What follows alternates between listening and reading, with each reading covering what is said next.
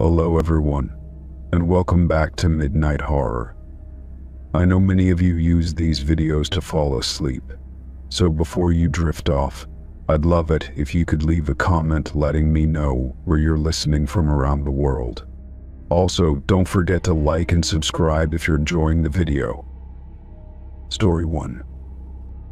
The motel sat at the edge of a lonely highway, its neon sign flickering weakly against the night sky. I had been driving for hours and needed a place to rest, and this was the only option for miles. The clerk at the front desk barely looked up as he handed me the key, mumbling something about checkout times before disappearing into the back room.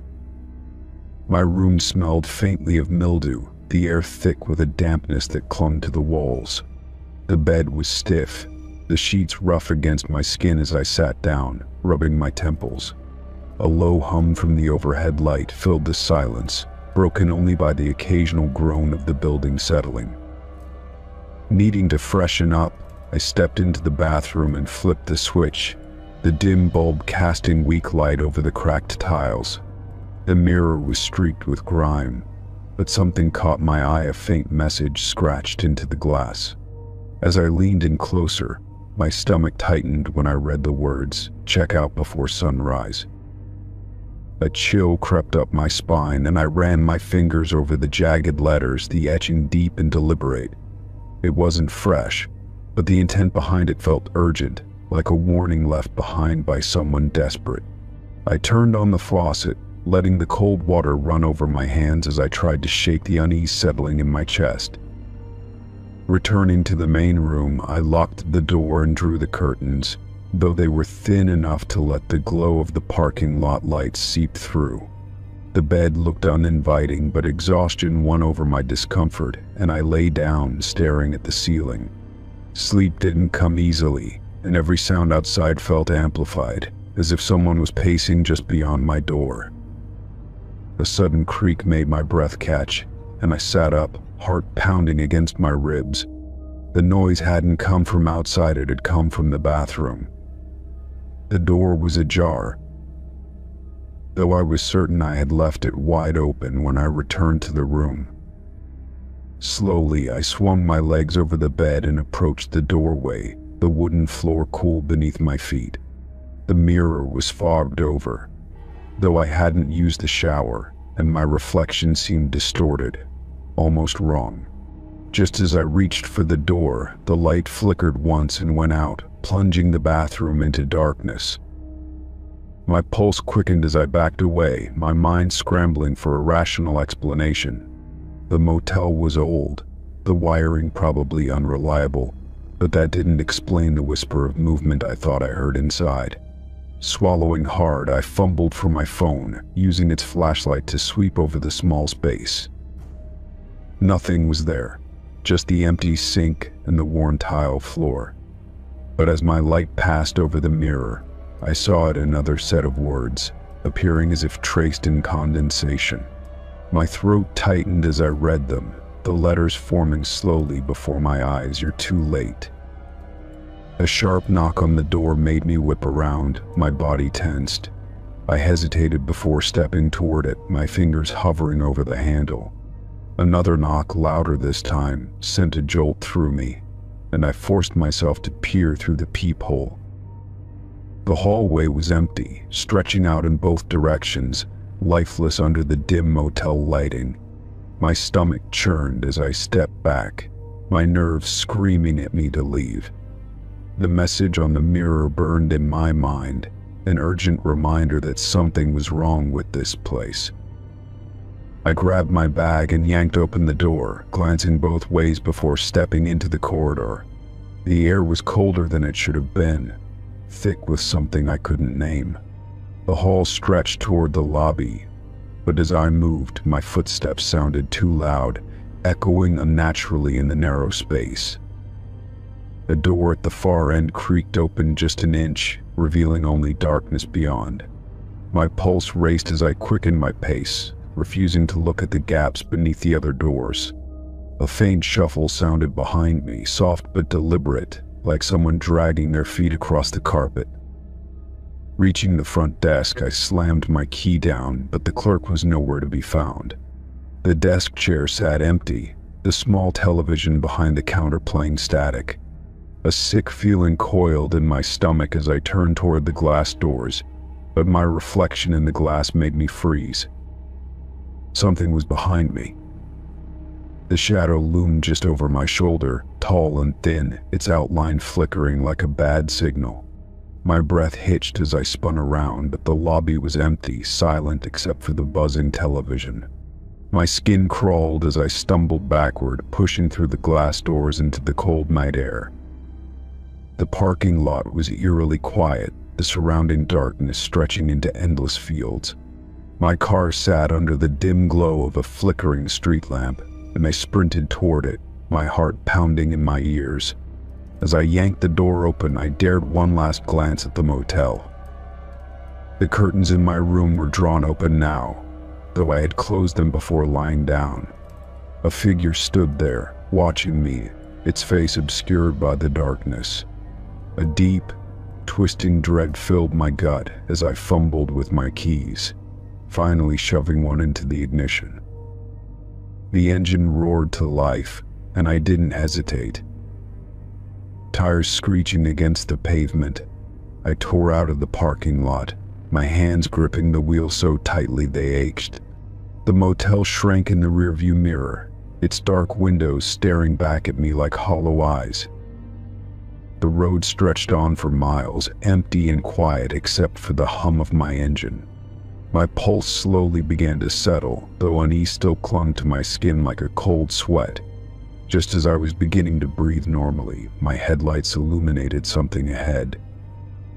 A sign stood at the side of the road, weathered and faded from years of neglect. My stomach dropped as I read the peeling letters, my blood turning ice cold. It was an old vacancy sign for the motel, but beneath it, someone had scrawled a message in red paint.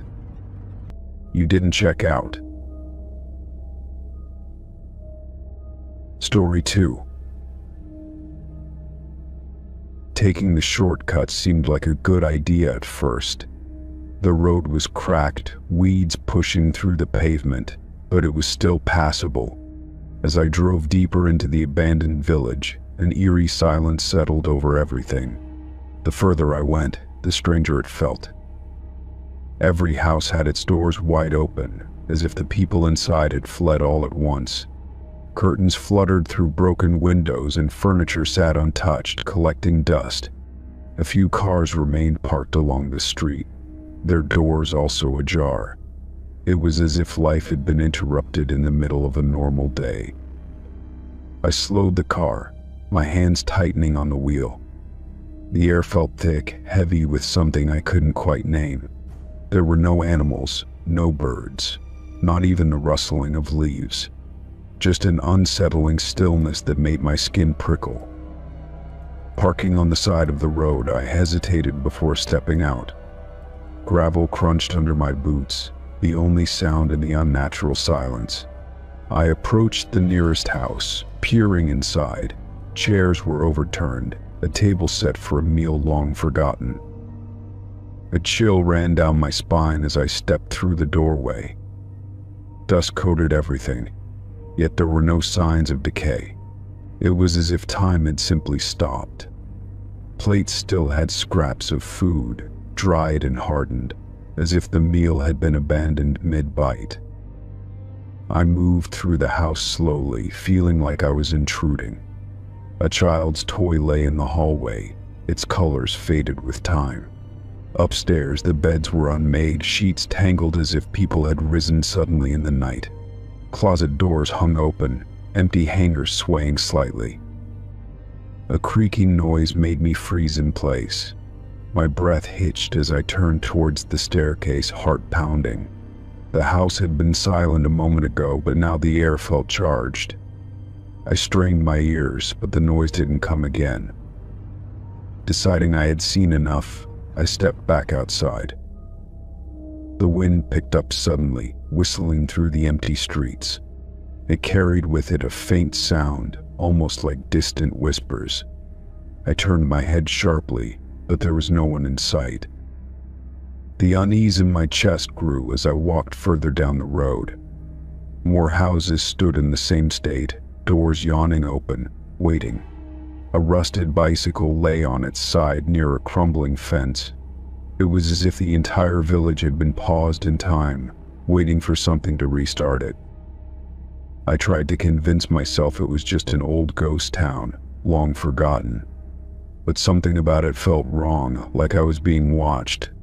The wind howled again, and for a brief moment, I thought I saw a figure at the end of the road. When I blinked, it was gone. I turned to leave, suddenly desperate to get back to my car. My footsteps quickened, crunching against the cracked pavement. The silence pressed against me, thick and suffocating. I couldn't shake the feeling that something was just behind me, waiting. As I reached my car, I glanced at the houses one last time. The doors, which had all been open when I arrived, were now closed. A shiver ran down my spine as I fumbled with my keys, hands trembling. I didn't dare look back as I started the engine. The car rumbled to life, but I hesitated before stepping on the gas. My eyes flickered to the rearview mirror, heart hammering. In the reflection, the village looked the same, empty, lifeless. Yet for a split second, I swore I saw movement in one of the windows. I didn't stay to find out what it was. Pressing my foot to the pedal, I sped down the cracked road, leaving the village behind. The further I got, the lighter the air felt, as if something had finally loosened its grip. Only when I reached the main road did I finally breathe again. Though I was miles away, the unease lingered. I kept glancing at the mirror, half expecting to see something following me. The village was behind me, yet it felt like it had left its mark. Even now I wonder what happened there, and why I felt like I had only escaped by chance. Story 3. The mining town was smaller than I expected. A collection of sagging wooden buildings and cracked pavement stretching under an overcast sky. The air carried the scent of dust and rust, the remnants of an industry long abandoned. As I walked along the empty main street, I spotted the only place that still seemed to be in business, a small general store with a flickering neon open sign. The bell above the door jingled as I stepped inside, and a wave of stale air greeted me. The shelves were sparsely stocked, holding dusty cans and faded boxes that looked like they had been there for years. At the counter, a man stood rigid behind the register, his gaze locked on me the moment I entered. He was older, with sunken cheeks and deep-set eyes that never wavered as I moved through the store. Something about him made me uneasy, the way his stare followed me without a single blink. I pretended not to notice, focusing on the items on the shelves, but a chill crept up my spine. Grabbing a bottle of water and a pack of crackers, I made my way to the counter. Up close, the man's skin looked almost waxy, stretched too tightly over his bones. His lips were slightly parted, and his breath was eerily silent, as if he barely existed at all. I placed my items on the counter, waiting for him to scan them, but he remained motionless. His eyes, dark and unblinking, seemed too focused, as though he were staring through me rather than at me. My fingers twitched against the counter, the growing discomfort making my pulse quicken. "Just these," I said, my voice breaking the silence like a stone dropped into still water. He didn't respond, but his hand moved in a slow, jerky motion to ring up my purchase. The register beeped, but his gaze never shifted, his expression never changing. I fumbled for my wallet, pulling out a few bills and setting them down, careful not to brush against his skin. He took the money with stiff fingers, sliding my change toward me without breaking his stare. My stomach twisted, and I fought the urge to grab my things and run. "Do you live here?" I asked, my own voice sounding too loud in the stillness. He said nothing, just kept staring, his lips slightly parted as if caught mid-breath. A bead of sweat rolled down my back, the heavy silence pressing in on me. Grabbing my bag, I forced a stiff nod and turned toward the door, my heartbeat thudding in my ears. As I stepped outside, the bell above the door jingled again, but I barely heard it over the rush of relief flooding through me. The moment I was back on the sidewalk, I exhaled, my hands shaking. I turned back toward the store, half expecting to see the man still watching me through the window. But the space behind the counter was empty, the store seemingly abandoned in an instant. A sick feeling settled in my gut as I realized I hadn't heard him move. Shoving the change into my pocket, I hurried toward my car, eager to leave the town behind. The wind had picked up, sending dust swirling around my feet as I yanked open the car door. Just as I slid into the driver's seat, something made me glance at the rearview mirror.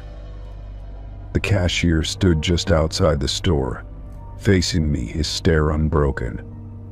His posture was rigid, unnatural, like a mannequin that had been placed there rather than having walked. I swallowed hard, forcing myself to look away as I started the engine. The car rumbled to life, the noise a welcome break from the oppressive silence of the town. I put it in reverse, my foot pressing the gas, but my eyes betrayed me. I looked at the mirror again. He hadn't moved an inch, but somehow, his mouth had opened wider. Panic surged through me as I shifted into drive, gripping the wheels so tightly my knuckles ached. The road out of town stretched ahead, cracked and uneven, but I didn't care about the bumps or the dust. I just needed to get away from that store, from that man. As I sped past the last buildings, I chanced one final look in the mirror, my pulse hammering in my throat. The town was already shrinking behind me, the store a distant smudge of wood and glass. But the cashier was still there, standing at the very edge of the road, staring after me. It wasn't possible. No one could have moved that fast, not without running, and I hadn't seen him take a single step. My breath hitched, and I pressed harder on the gas, desperate to leave the strange town behind. The road twisted through dry hills, the horizon stretching endlessly before me. I tried to shake the unease clinging to my skin, telling myself it was just a weird encounter. But my mind wouldn't let go of the way he never blinked, the way his mouth had started to open. I reached for the bottle of water, twisting off the cap with trembling fingers. As I took a sip, my hand brushed against the change in my pocket. A sudden chill spread through me, and I pulled the coins out, letting them rest in my palm. They were old, tarnished in a way that didn't match the crisp bills I had given him. The dates were faded, barely legible, but they all seemed impossibly ancient. My stomach turned as I realized they were unlike any currency I had ever seen before. The road stretched empty ahead, but I felt watched, as though something was still lingering just behind me. My fingers clenched around the coins, their weight suddenly unbearable. Without thinking, I rolled down the window and tossed them out, watching as they disappeared into the dust. I didn't know what I had just encountered in that town, but I knew one thing for certain. I would never go back. Story 4. The apartment had a charm that drew me in immediately. High ceilings, vintage fixtures, and intricate moldings made it feel like stepping into another era. It was exactly the kind of place I had always wanted to live in, despite the odd creaks and drafts that came with its age. The landlord assured me it had been well maintained, and I didn't think twice before signing the lease. The first few nights were uneventful, aside from the usual sounds of an old building settling. I would hear the occasional floorboard groan or the pipes humming softly through the walls. Nothing felt out of the ordinary until the fourth night when I woke up suddenly. There was a soft clicking sound, faint but distinct, coming from the front door. I sat up, my heart pounding as I listened. Another click followed, and then, unmistakably, the sound of the deadbolt sliding open. My breath caught in my throat as I reached for my phone, staring at the clock. It was exactly 2:13 a.m. For a moment I stayed frozen, waiting for footsteps or the sound of the door swinging open, but nothing else happened. Summoning my courage, I crept out of bed and moved toward the door. The lock was undone, just as I had heard, but the door itself remained closed. I checked the hallway through the peephole, but it was empty.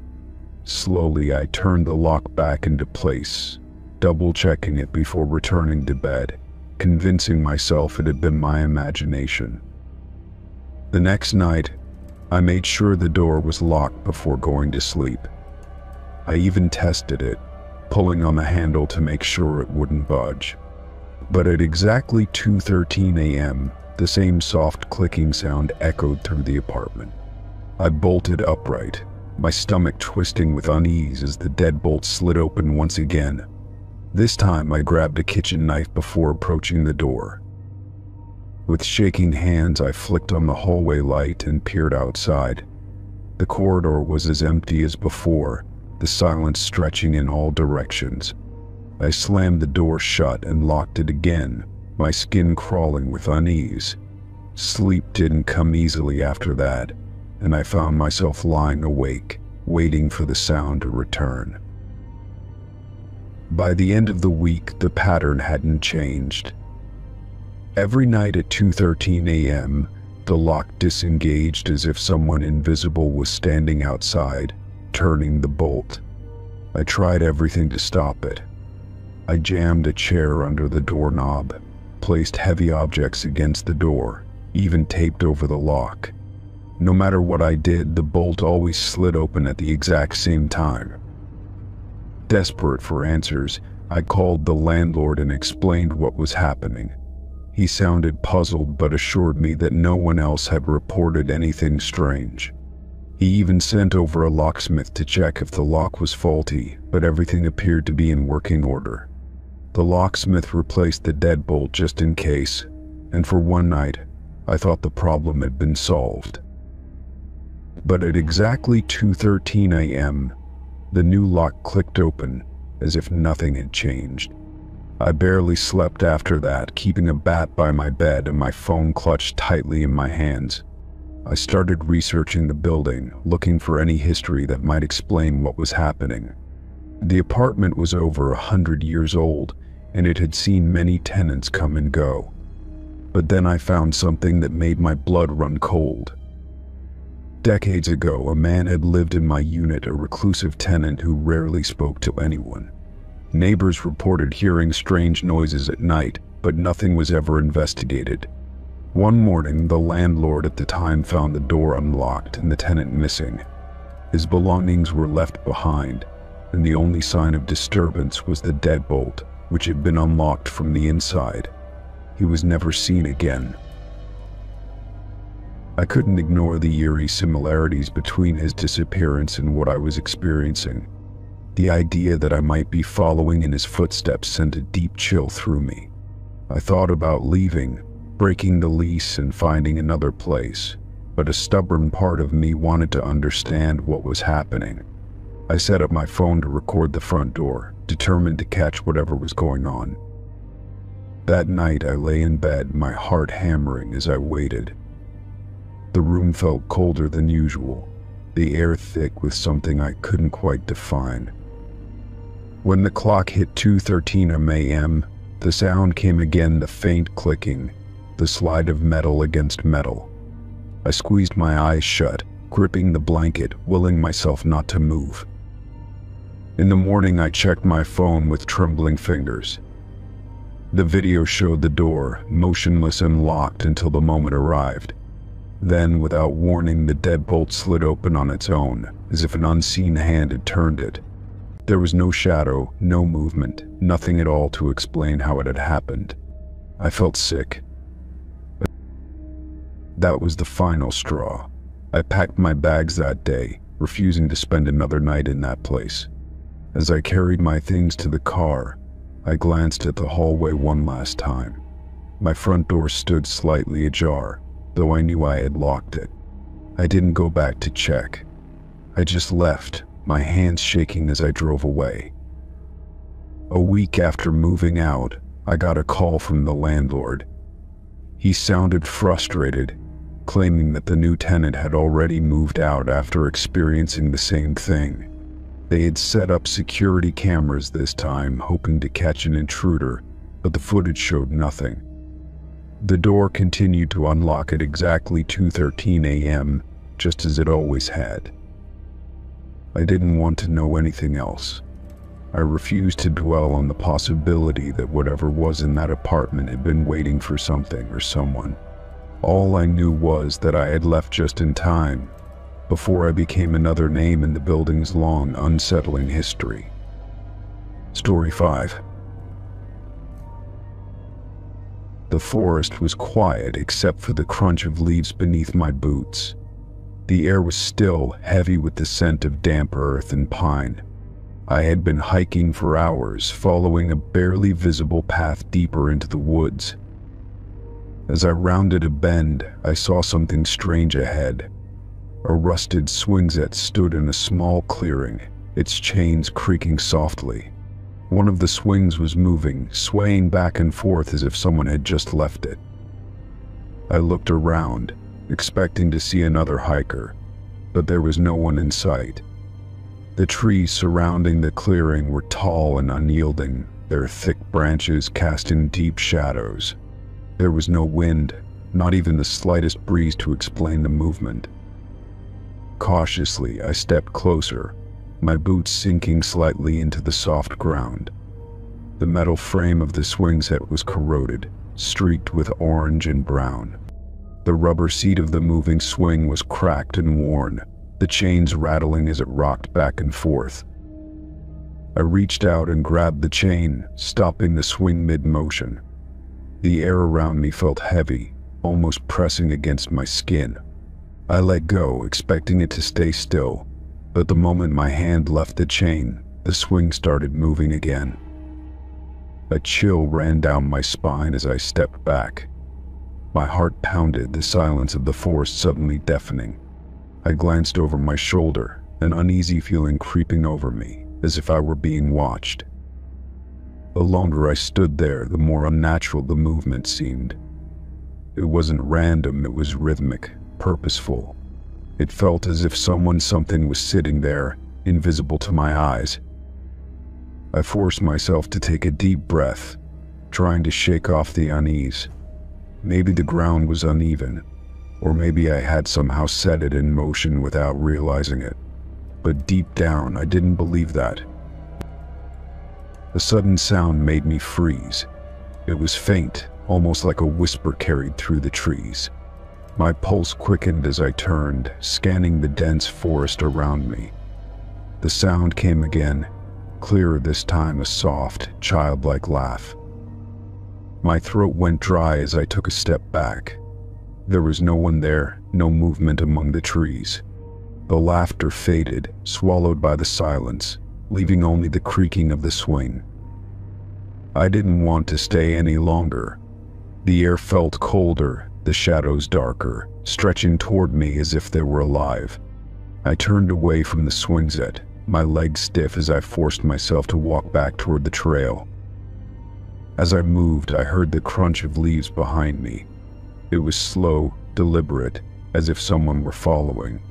My breath caught in my throat, and I turned my head slightly, just enough to see out of the corner of my eye. There was nothing there. The forest remained still, but the sound of footsteps didn't stop. I quickened my pace, my pulse hammering in my ears. I didn't dare look back again. The trail felt longer than before, twisting in ways I didn't remember. My surroundings blurred together, trees blending into one another. The air smelled different now, damp and old, like something decaying beneath the soil. After what felt like an eternity, I saw the familiar break in the trees up ahead. Relief flooded through me as I pushed forward, my body tense with the urge to run. The moment I stepped out of the tree line, the footsteps stopped. I turned one last time, my breath unsteady. The path behind me was empty, but deep in the trees I could just make out the swing set. The swing was still moving. It hadn't stopped since I first saw it. I hurried back to my car, my hands shaking as I unlocked the door. Sliding into the driver's seat, I locked the doors and took a deep breath. My heart was still racing, my mind replaying the sound of that laughter. As I started the engine, my headlights illuminated the edge of the woods. For a split second, I thought I saw something standing just beyond the trees. A small figure, barely visible, watching me. I didn't wait to get a better look. Slamming the car into drive, I sped away, the road stretching endlessly before me. The forest disappeared in my rearview mirror, but the feeling of being watched lingered. That night, sleep didn't come easily. Every time I closed my eyes, I saw the rusted swing set, the empty seat swaying. I heard the soft creak of the chains and that distant, eerie laughter. Days passed, but the memory wouldn't fade. I searched online for any mention of an old playground deep in those woods, but I found nothing. No records, no history, just silence. A part of me wanted to go back, to see if the swing set was still there. But deep down, I knew I never would. Some things are better left alone. Story 6. I arrived at the hotel late in the evening, exhausted from a long drive. The lobby was nearly empty, save for the receptionist who checked me in with a polite but tired smile. She handed me a keycard and told me my room number, instructing me to take the elevator to the 3rd floor.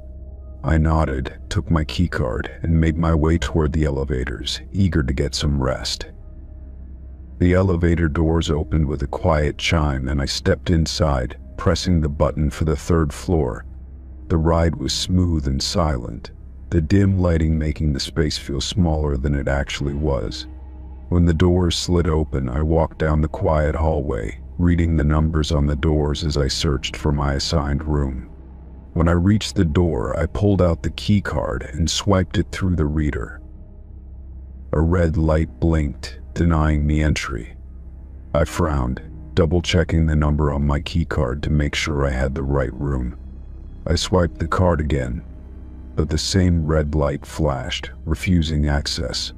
With a sigh, I turned to head back to the elevator, wondering if the receptionist had made a mistake. As I walked, I absent-mindedly swiped the keycard across a different door, and to my surprise, the lock beeped and turned green. I froze, staring at the open door in confusion.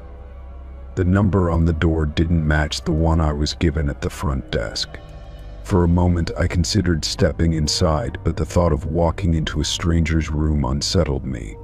Instead, I backed away, glancing down the hallway to see if anyone had noticed. Everything was still, and no other guests seemed to be around. Curiosity nagged at me as I peeked inside the dimly lit room. It looked just like any other hotel room, plain furniture, neatly made bed, and a television on the opposite wall. There were no signs of anyone else staying there, no luggage or personal belongings in sight. The air was stale, as if the room hadn't been used in a while. I hesitated before stepping inside, my instincts warning me that something wasn't right. The door clicked shut behind me, and I felt a chill run down my spine. I turned on the nearest lamp, its weak glow casting shadows across the room. The silence was unnerving, pressing in around me as I slowly walked toward the bed. Something about the room felt off, though I couldn't put my finger on it. The air carried a faint scent of something old and musty, different from the usual hotel clean smell. I checked the closet, finding it empty except for a single wire hanger. The bathroom was spotless, but the mirror had faint streaks, as if someone had wiped it down in a hurry. I decided I had seen enough and turned back toward the door, but when I reached for the handle, it wouldn't budge. Panic flared in my chest as I twisted the knob, but it remained locked. I swiped the keycard again, but the reader didn't respond. My breath quickened as I tried again, pressing harder, but the light stayed dark. A soft creak sounded behind me, making my heart hammer against my ribs. I spun around, but the room was just as empty as before. The air felt heavier now, the silence more oppressive. My eyes darted to the bed, where the neatly tucked sheets seemed undisturbed. Yet, I couldn't shake the feeling that I wasn't alone.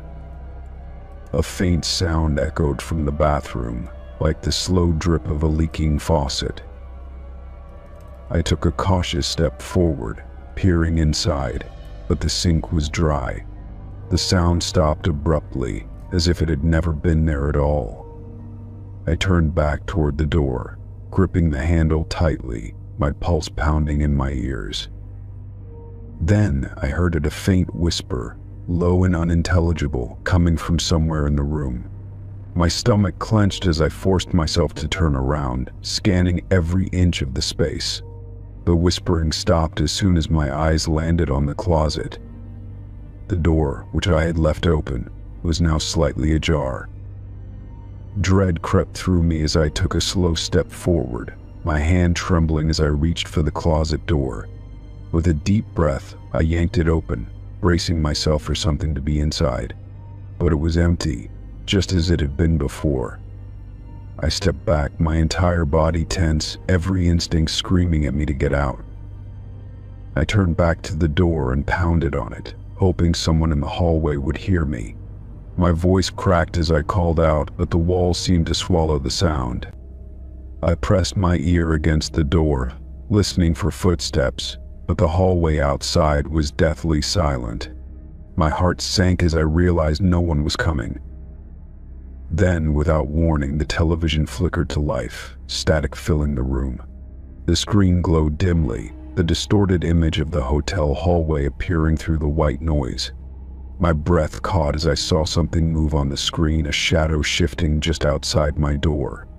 My hands shook as I slowly turned around, dreading what I might see. The door lock clicked, and I stumbled backward as the handle began to turn. I pressed myself against the wall, my pulse hammering as the door creaked open. But instead of a person standing there, the hallway was empty. Cold air drifted inside, carrying with it a faint whisper, too low for me to understand. I didn't wait to hear more. I bolted out of the room, nearly tripping over my own feet as I sprinted down the hallway. The elevator felt too far away, so I took the stairs, my breaths coming in ragged gasps. I didn't stop until I reached the lobby, where the receptionist looked up in surprise as I rushed toward her. She frowned as I stammered out what had happened, my words tumbling over each other. Her expression shifted, a shadow of something unreadable passing over her face. Then, in a calm but hesitant voice, she said that the room I had entered wasn't supposed to be accessible. It hadn't been used in years. I didn't stay to ask more questions. I demanded a refund, grabbed my bag, and left the hotel without looking back. As I drove away, I glanced in my rearview mirror, half expecting to see something staring after me. But the hotel remained still, its windows dark and empty. Yet, I couldn't shake the feeling that I had left something unfinished behind. Story 7. The hospital had been abandoned for years, its windows shattered and hallways coated in layers of dust. The rumors about it being haunted were enough to keep most people away, but I was drawn to places like this. Pushing the rusted door open, I stepped inside, the stale air thick with the scent of decay and mildew. My flashlight flickered as I moved through the lobby, my footsteps echoing in the empty space.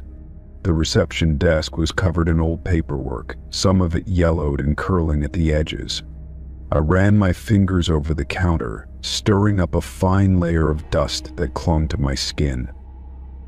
Moving deeper into the building, I passed examination rooms with overturned chairs and broken equipment. A gurney sat in the hallway, its wheels rusted, as if it hadn't moved in decades.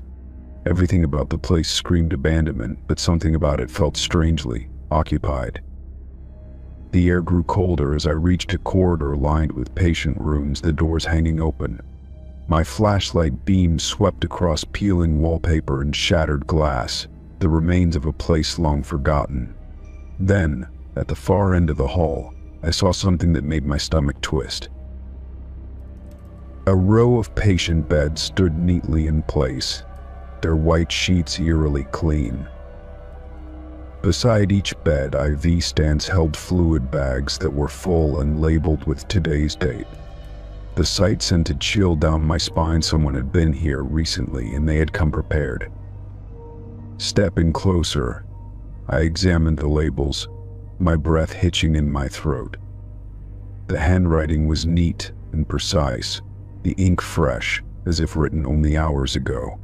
The fluids were still clear, untouched by time, and the tubing remained sterile and coiled. I reached out, hesitating before touching one of the bags, half expecting it to vanish. The plastic was cold and smooth beneath my fingers. Too real for this place. A noise behind me made me jerk my hand back, my heart slamming against my ribs. Spinning around, I swept my flashlight over the room, but nothing had moved. The hallway behind me remained still, empty, just as I had left it. But the silence felt heavier now, as if the building itself was holding its breath. I forced myself to turn back to the beds, trying to make sense of what I was seeing. No footprints in the dust, no signs of struggle, just untouched order amid the decay. It felt like a trap, as if something was waiting for me to get too close. A soft creak echoed through the hall, and I stiffened, my pulse hammering in my ears. The sound came from a door just past the row of beds, its hinges groaning as it shifted open. I wasn't alone. Swallowing hard, I took a step back, my flashlight trembling in my grip. The door opened wider, revealing a dark room beyond, its interior hidden in shadow. A metallic scent drifted toward me, sharp and unmistakable. Blood. I couldn't see it, but I could smell it, thick and fresh in the air. My instincts screamed at me to run, but my body remained frozen in place. The silence stretched, waiting for me to make the first move. Then, something shifted in the darkness beyond the door, a slow, deliberate movement. My breath caught in my throat as I raised my flashlight, hesitating for only a second. The beam cut through the shadows and landed on something that should not have been there. A figure stood just inside the room, its body obscured by the darkness. The shape was tall and motionless, its head tilted slightly, as if observing me. I couldn't see its face, but I felt its gaze heavy and unnatural. My fingers clenched around the flashlight, my body finally responding to the icy dread crawling up my spine. I took a slow step backward, unwilling to turn my back on whatever stood in that room. My foot hit something soft, and I nearly stumbled. Looking down, I saw the corner of a hospital gown, half hidden beneath one of the beds. It was clean, too clean, like it had been placed there deliberately. My breath came in short, sharp bursts as I tore my gaze away and back to the open doorway. The figure had moved. It was closer now, just at the threshold, the edge of its form barely visible in the weak light. The air around it seemed heavier, as if the very space it occupied resisted its presence. My body screamed at me to leave, to get out before it was too late. I turned and ran. My footsteps pounded against the floor, the sound deafening in the silent halls. The air felt thicker as I moved, like wading through something unseen. I didn't dare look back, I couldn't. Reaching the exit, I shoved the rusted door open and stumbled into the night. The cold air hit me like a slap, shocking my senses back into reality. My car was still parked where I left it, but the thought of driving suddenly felt impossible. I stood there, gasping for breath, my hands shaking too hard to pull out my keys. The hospital loomed behind me, dark and unyielding, as if daring me to come back. I didn't want to know what would have happened, if I had stayed any longer. After what felt like forever, I forced myself to move, fumbling with the car door. I got in, locked the doors, and started the engine, my heartbeat still erratic. The headlights cut through the night, illuminating the road ahead, but I swore I saw movement in my rearview mirror. I didn't look. I pressed the gas pedal and sped away, leaving the hospital behind. My hands were still trembling on the wheel, my mind racing with what I had seen. The neat patient beds, the untouched IV drips, the figure in the darkness, none of it made sense. When I finally reached home, I locked my doors and closed all the blinds. Sleep didn't come easy, every shadow stretching too long, every creak of the house setting my nerves on edge. Even in the safety of my room, I could still feel that gaze lingering. The next day, curiosity got the better of me, and I searched for information about the hospital. Records showed it had been abandoned for over 20 years after a fire gutted the lower floors. No one had used it since. But that wasn't what made my stomach drop. A police report from earlier that week mentioned a missing person, last seen near the hospital. The only thing found at the scene was a row of freshly prepared patient beds. The details matched exactly what I had seen. I closed the laptop, my hands cold despite the warmth of the room. Someone had set those beds up. Someone had written those dates, and whatever was in that hospital had been waiting for me to see it. Story 8. Driving through the ghost town, I felt an eerie stillness settle over me. The buildings stood like forgotten relics, their windows empty and dark. Dust swirled in the air, disturbed only by the occasional gust of wind. As I passed through the main street, something caught my eye in the distance. A thin ribbon of smoke curled into the sky from a house at the far end of town. My stomach tightened as I slowed the car, staring at the house that was supposed to be abandoned. I had heard stories about this place, how no one had lived here for decades. The last family to reside in that house had vanished without a trace, leaving behind only whispers of something unnatural. Yet there it was, a fire burning as if someone was home. I pulled my car to the side of the road and cut the engine. The silence that followed felt deafening, as if the town itself was holding its breath. I hesitated, my fingers tightening around the steering wheel, but curiosity gnawed at me. Stepping out, the air felt heavy, thick with something unspoken. My boots crunched against the cracked pavement as I made my way toward the house.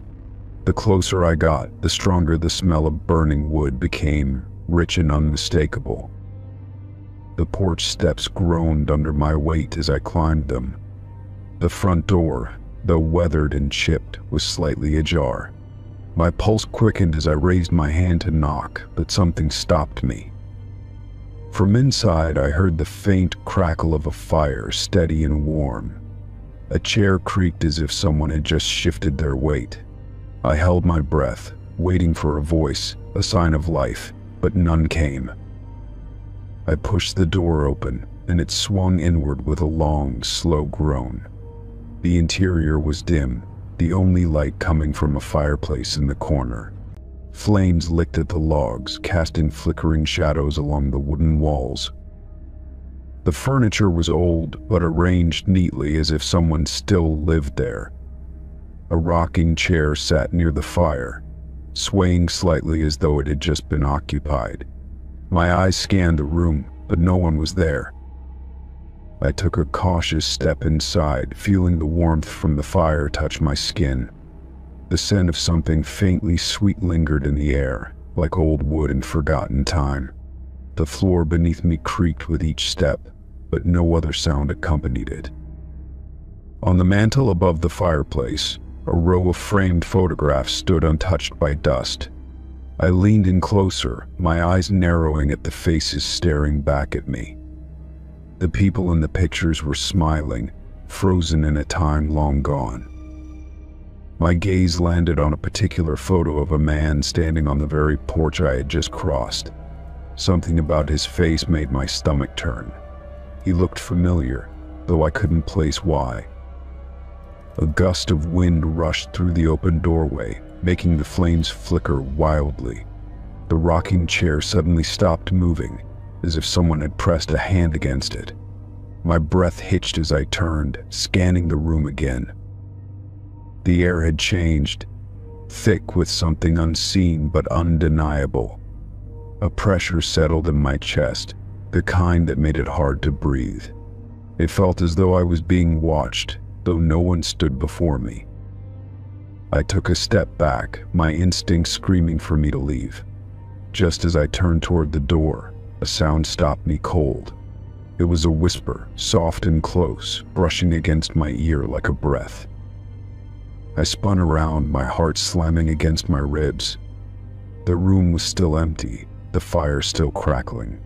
But I knew I had heard it, the unmistakable murmur of a voice not my own. Something creaked behind me, slow and deliberate. I whipped my head around, my eyes landing on the staircase leading to the second floor. The wooden steps groaned again, one by one, as if someone was descending. I didn't wait to see who or what was coming. My feet moved before I could think, carrying me back toward the open door. The cold night air hit me like a shock as I stumbled onto the porch. As I reached my car, I turned back one last time. The smoke still curled from the chimney, steady and unwavering. But in the window above the porch, a figure stood watching me. I couldn't make out the details, only the outline of a person standing in the dim glow of the firelight. My breath caught in my throat as the figure raised a hand, as if in farewell. I scrambled into my car, my hands shaking as I turned the key in the ignition. The engine roared to life, the headlights illuminating the empty road ahead. I didn't look back again.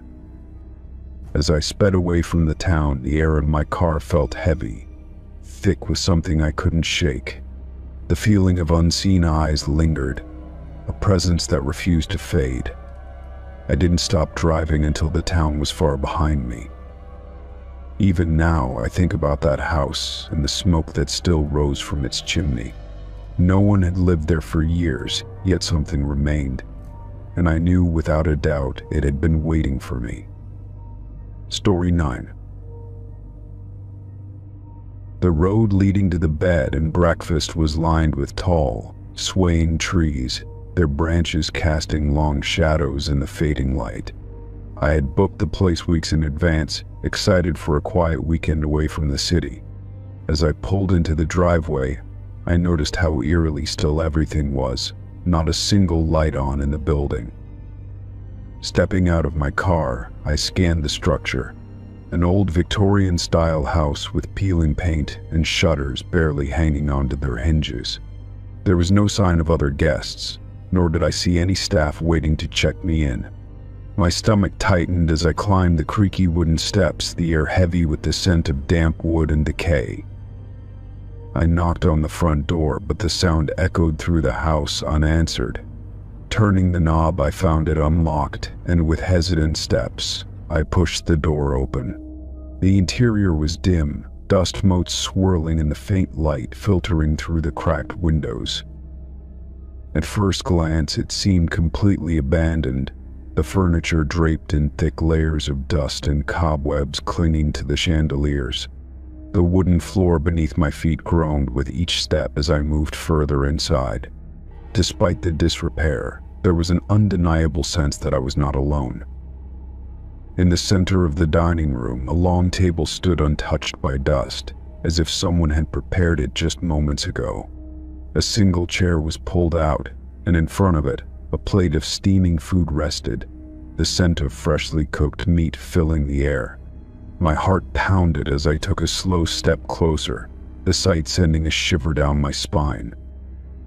The cutlery was polished, the napkin neatly folded, and the glass beside the plate was filled with deep red wine. I reached out, hesitating as my fingers hovered above the chair, the silence around me growing heavier. Something about the scene felt too deliberate, as though I had been expected. A gust of wind swept through the house, making the candles in the chandelier flicker, despite the lack of a visible flame. The front door creaked slightly, as if shifting on its hinges, and I spun around, my pulse thrumming in my ears. The sense of being watched pressed against me like an unseen weight. A sudden noise upstairs made me freeze, the soft creak of a floorboard followed by what sounded like a whisper. My breath hitched as I strained to hear, my eyes locked onto the dark stairwell leading to the second floor. Logic told me to leave, but curiosity rooted me in place. Forcing my feet forward, I stepped past the table, the untouched meal sending a wave of unease through me. The stairs groaned under my weight as I ascended, each step feeling heavier than the last. The air grew colder the higher I climbed, a distinct chill creeping through the hallway ahead. At the end of the hall, a door stood slightly ajar, revealing a sliver of darkness beyond. My fingers trembled as I reached out, pushing it open with a hesitant touch. The room inside was empty, save for a single bed with pristine white sheets and a nightstand with a flickering candle. A faint whisper brushed against my ear, so close I could feel the breath against my skin. Spinning around, I found nothing but the darkened hallway stretching behind me. My pulse roared in my ears as I backed away, the undeniable feeling that I was not alone clawing at my sanity. Just as I turned to flee, the floorboards groaned again, this time directly behind me. My body seized with fear, my mind screaming at me to run. I stumbled back into the hallway, my breathing shallow as I fought against the panic rising in my chest. The dining room below was exactly as I had left it, the untouched plate of food still waiting. But now the chair was no longer empty. A figure sat there, motionless, its face obscured by the dim candlelight. My stomach dropped as I realized the figure was looking directly at me. A chill wrapped around my spine as I took an unsteady step backward. The figure made no move, no sound, only the slight flicker of the candle casting shifting shadows across its form. My instincts screamed at me to leave, yet my body felt frozen in place. The silence stretched unbearably, pressing against my ears with an almost suffocating weight. Then, without warning, the figure slowly lifted a hand and gestured toward the empty seat. My vision blurred with fear as I shook my head, every muscle in my body screaming for escape. The air thickened, the temperature plummeting as the shadows in the room deepened. My breath came in short gasps, my heartbeat hammering against my ribs. The figure's head tilted slightly, as if considering me, before the candlelight flickered and abruptly went out. Darkness swallowed the room, my body locked in terror as a whisper curled through the air. A cold touch brushed against my arm, sending a jolt of ice through my veins. I spun blindly, my hands fumbling for anything solid, as I bolted toward the front door. The old wood groaned beneath my weight as I burst outside, gulping in the cold night air. My car sat waiting, the only semblance of reality in the nightmare I had stumbled into. My hands trembled as I fumbled for my keys, my ears straining for any sound behind me. Just as I slid into the driver's seat, a movement in the house caught my eye. A figure stood at the window, watching, its silhouette framed in the pale moonlight. My breath hitched as I realized it had no discernible features, only a dark void where a face should be. Panic propelled me forward, my tires kicking up gravel as I sped away from the house. The road twisted and turned, but I never dared look in the rearview mirror. The cold sensation of unseen eyes lingered long after the house had disappeared from view. Days passed, but the memory of the waiting meal, the silent figure, and that lingering whisper never left me.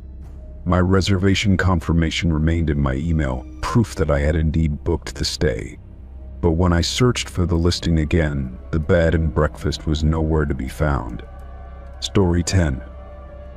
Camping near the old railway felt like a perfect idea for a quiet weekend away. The tracks had long since been removed, leaving behind a narrow path through the overgrown forest. The air smelled of damp earth and pine, and the distant hoot of an owl added to the stillness of the night.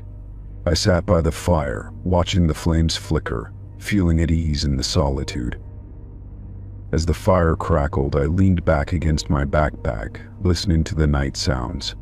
Crickets chirped in the grass, and the soft rustling of leaves hinted at a light breeze. My tent was pitched a few feet away, untouched, since I wanted to enjoy the night air for a little longer. The embers glowed softly, casting shifting shadows across the clearing. Then, a low rumble broke through the silence, subtle at first, but growing steadily louder. It sounded like a train in the distance, the distinct clatter of wheels on metal rails. My brow furrowed as I sat up, listening carefully, trying to make sense of it. The tracks had been removed decades ago, yet the sound was unmistakable. I grabbed my flashlight and aimed it toward where the tracks once ran, but there was nothing but weeds and dirt. The noise grew louder, sending a vibration through the ground beneath me. A cold unease crept up my spine as I stood, scanning the empty path. There was no train, no lights, nothing to suggest movement, yet the sound rushed toward me as if a locomotive were barreling straight through the darkness. The rumbling peaked, and a powerful gust of wind hit me, nearly knocking me off my feet. My fire flickered wildly before being snuffed out, leaving me in darkness. The ground beneath me felt like it was trembling, and then, just as suddenly as it started, the sound stopped. The wind vanished, and the forest fell into an eerie silence, as if nothing had happened. I stood frozen, my flashlight beam shaking as I pointed it down the railway path again. The night was still, yet my heart pounded against my ribs. I forced myself to step forward, moving toward the invisible train's path. My breath fogged in the cold air as I scanned the ground, searching for any sign that something had passed through. The dirt was undisturbed, no fresh tracks or flattened grass to suggest movement. I crouched, touching the ground, feeling nothing unusual except for its lingering chill. The silence pressed in around me, thick and suffocating, as if the forest itself was waiting. I swallowed hard, my pulse still racing, unsure of what I had just experienced. Deciding to retreat, I turned back toward my tent, only to hear the faintest echo of a whistle in the distance. It was so soft that I almost thought I imagined it, but the hair on my arms stood on end. I hurried back to my campsite, relighting the fire with shaking hands. The warmth of the flames did little to settle my nerves. I told myself it had to be the wind, a trick of the night playing on my senses. Yet, as I sat staring at the embers, doubt clawed at the edges of my mind. The sound had been too real, the feeling too intense to dismiss so easily. I considered packing up and leaving, but a stubborn part of me refused to run from something I couldn't explain. Sleep didn't come easy, but exhaustion eventually won. I drifted in and out of uneasy dreams, haunted by the sound of phantom wheels rolling over invisible tracks. At some point I woke with a start, my ears straining in the dark. The fire had burned low, casting weak shadows against the trees. Everything was quiet, too quiet. Then, I heard it again. The distant whistle, hollow and mournful, drifting through the trees like a ghost's wail. My breath hitched as I sat up, gripping my flashlight with white-knuckled fingers. I couldn't see anything beyond the dim glow of the embers, but I could feel something, an unseen presence lingering just beyond my sight.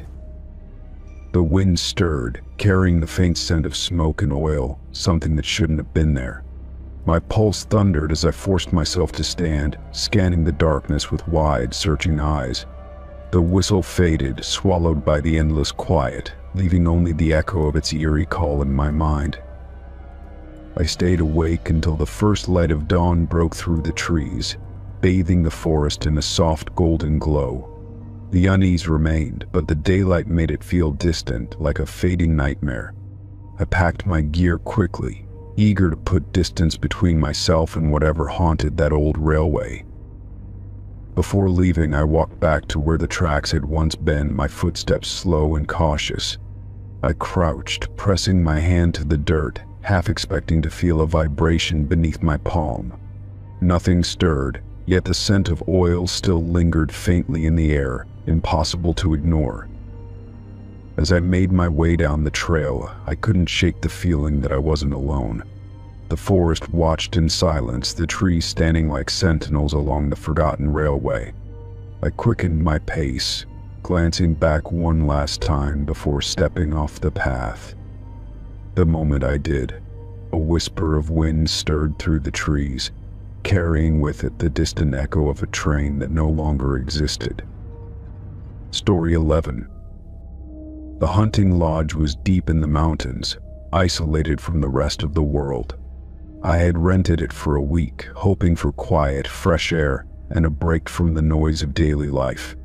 The road leading to it was barely more than a dirt path, winding through dense woods that swallowed the last traces of civilization.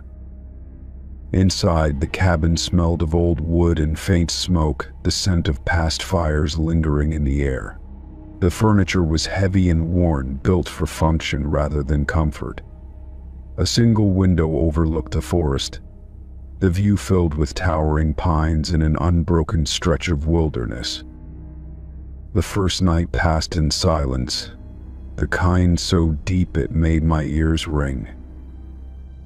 The only sounds were the occasional crack of settling wood and the distant call of an owl.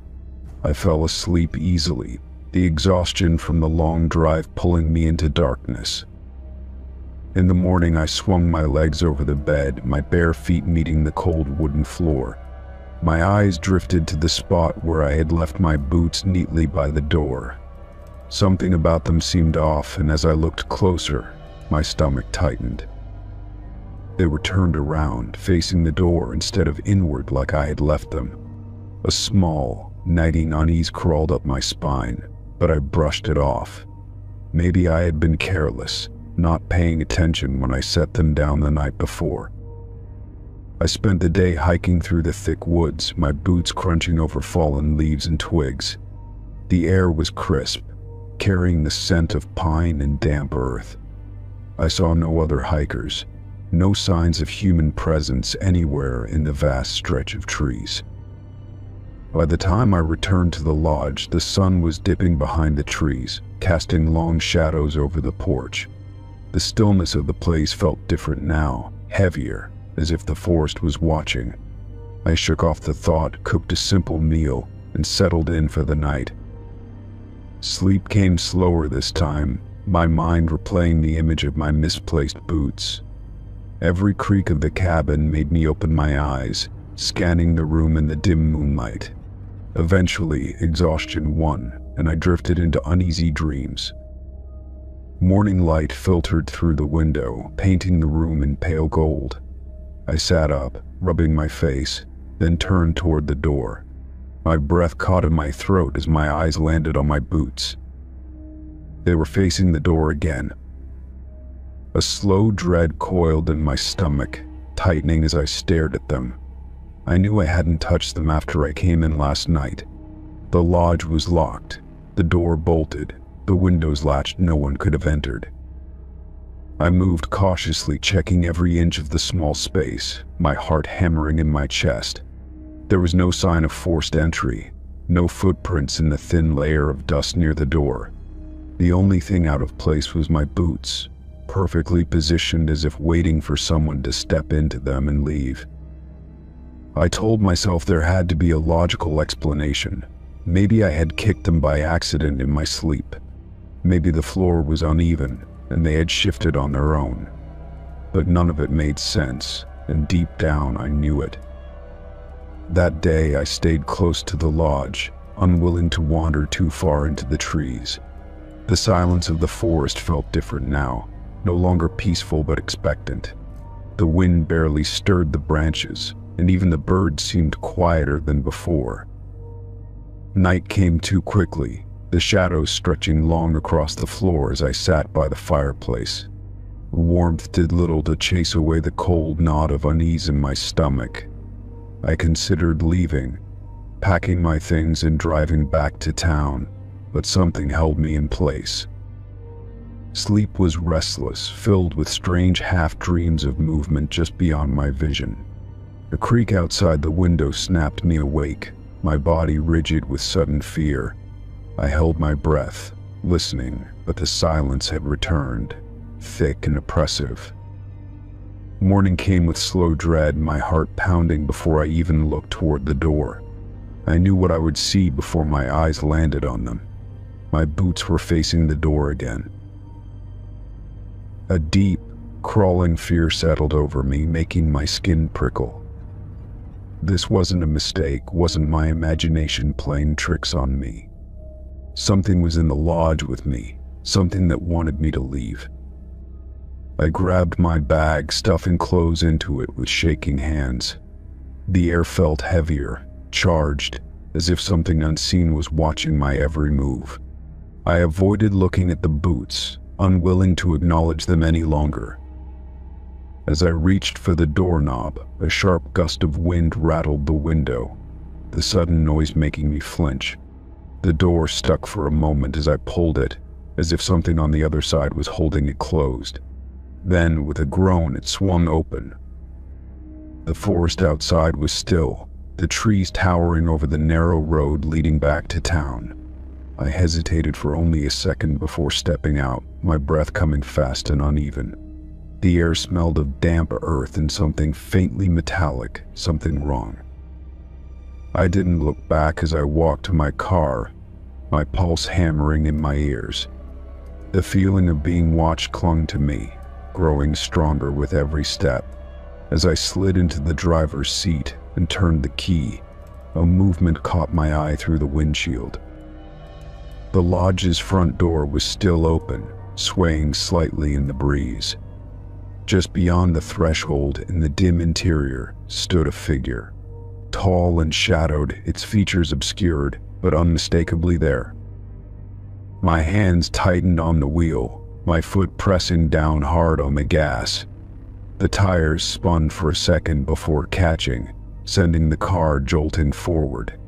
I didn't stop, didn't breathe, until the lodge was nothing but a memory in my rearview mirror. I didn't tell anyone what happened, didn't try to explain why I cut my trip short. But sometimes, late at night, I wake with the sensation of movement at the foot of my bed. And when I look, my shoes are always facing the door. Story 12. Working at the museum seemed like an easy job. The building was old, filled with artifacts and carefully arranged exhibits. My shifts were mostly quiet, with few visitors lingering by closing time. It wasn't until I worked a late shift alone that I noticed something strange. That night, I did my usual walkthrough before locking up. The mannequins in the historical exhibits stood frozen in place, posed as they had been all week. I barely glanced at them as I shut off the lights, moving from room to room. Everything was exactly as it should be when I locked the front doors. I returned the next evening for another shift. As I stepped inside, the air felt heavier, as if the building itself had been holding its breath. Walking through the exhibits, I stopped abruptly. The mannequins were not in the same positions as before. My stomach twisted as I stared at them. One that had been posed beside an old-fashioned dining table now stood near the fireplace. Another, once sitting in a chair, had turned slightly, its head facing the doorway. The changes were subtle but unmistakable. I checked the security footage, expecting to see someone tampering with the displays. The cameras showed nothing unusual, no movement, no intruders. The mannequins had changed position without anyone touching them. Trying to shake off the unease, I went about my duties. I told myself it was a mistake, that maybe I had misremembered their placement. Still, I found myself glancing over my shoulder, feeling as if I wasn't alone. The museum was silent, yet something about the stillness felt wrong. As I locked up again, I hesitated by the door.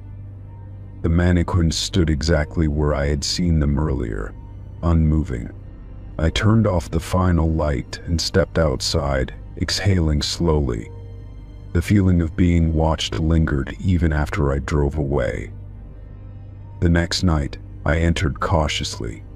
The air inside was stale, thick with the scent of dust and age. I walked through the exhibits again, heart pounding. The mannequins had moved again. One now stood near the entrance, as if waiting for me. Another had shifted closer to a display case, its hand raised slightly. The worst was the one at the far end of the room, its face turned directly toward me when I knew it had been looking straight ahead before. I backed away, my pulse racing. There was no logical explanation for this. My hands felt clammy as I reached for my phone, hesitating. Who would believe me if I called someone? I forced myself to move through the museum, checking every door and window. They were all locked, just as I had left them. The cameras still showed nothing but empty halls, the mannequins remaining frozen on the footage. The unease in my chest tightened, making it hard to breathe. I decided I would finish my shift and leave as quickly as possible. The sooner I got out of there, the better.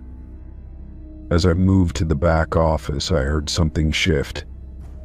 A faint scraping sound echoed through the hall, like fabric brushing against wood. My throat went dry as I turned back toward the exhibits. The mannequins were different again. The one by the entrance was now closer. Another had turned, its head slightly tilted, as if listening. My skin prickled as I realized they'd moved in the short time I had looked away. I backed into the office, locking the door behind me. My breaths came shallow, my ears straining for any sound. The silence pressed in, thick and unnatural. I didn't know what to do except wait for my shift to end. Minutes stretched into hours. Every creak of the old building made me flinch. When it was finally time to leave, I forced myself to step back into the main hall. My footsteps felt too loud against the wooden floor. The mannequins stood exactly as they had been when I last saw them. Nothing had changed, yet I could feel something watching. I didn't take my eyes off them as I locked the doors and hurried to my car. That night, I barely slept. My mind raced with possibilities, trying to make sense of it. Maybe it was a prank, though the security footage showed no sign of anyone else. Maybe I was imagining things, but the fear I felt had been too real. The next day, I went to my manager and mentioned the mannequins. She gave me a tired smile, as if she had heard it before. "They do that sometimes," she said. "Try not to pay too much attention." Her words sent a chill through me. If she knew, why did no one talk about it? Had others noticed the same things?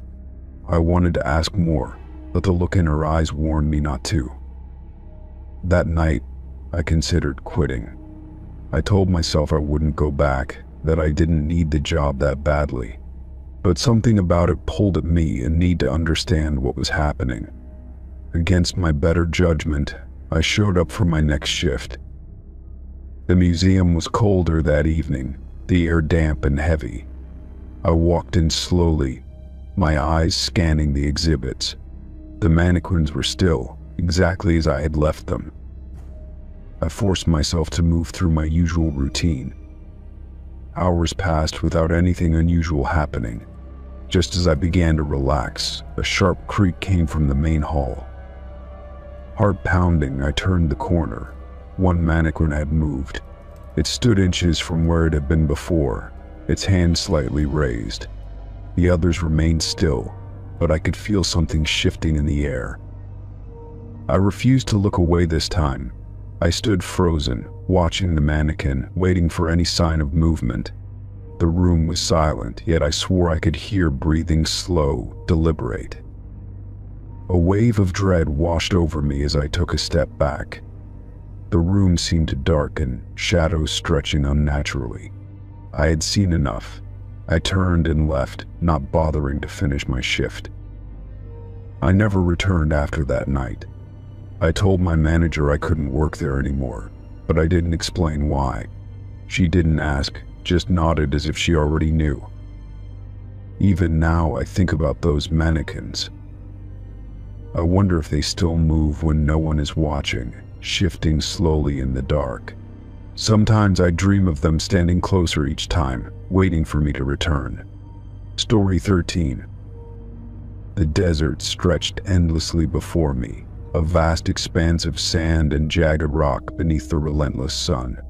My boots crunched against the dry earth as I followed the barely visible trail, my canteen growing lighter with each sip. The wind whistled through the canyons, carrying the distant sound of something unnatural. At first, I thought it was the wind shifting the sand, but as I walked closer, the sound became unmistakable. A ringing phone.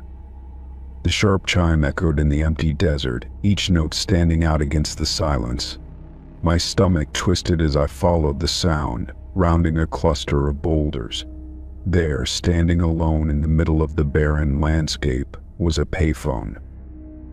It was rusted and weather-worn, its once blue paint faded to a dull gray. The cord dangled uselessly, severed near the base where it should have connected to the ground.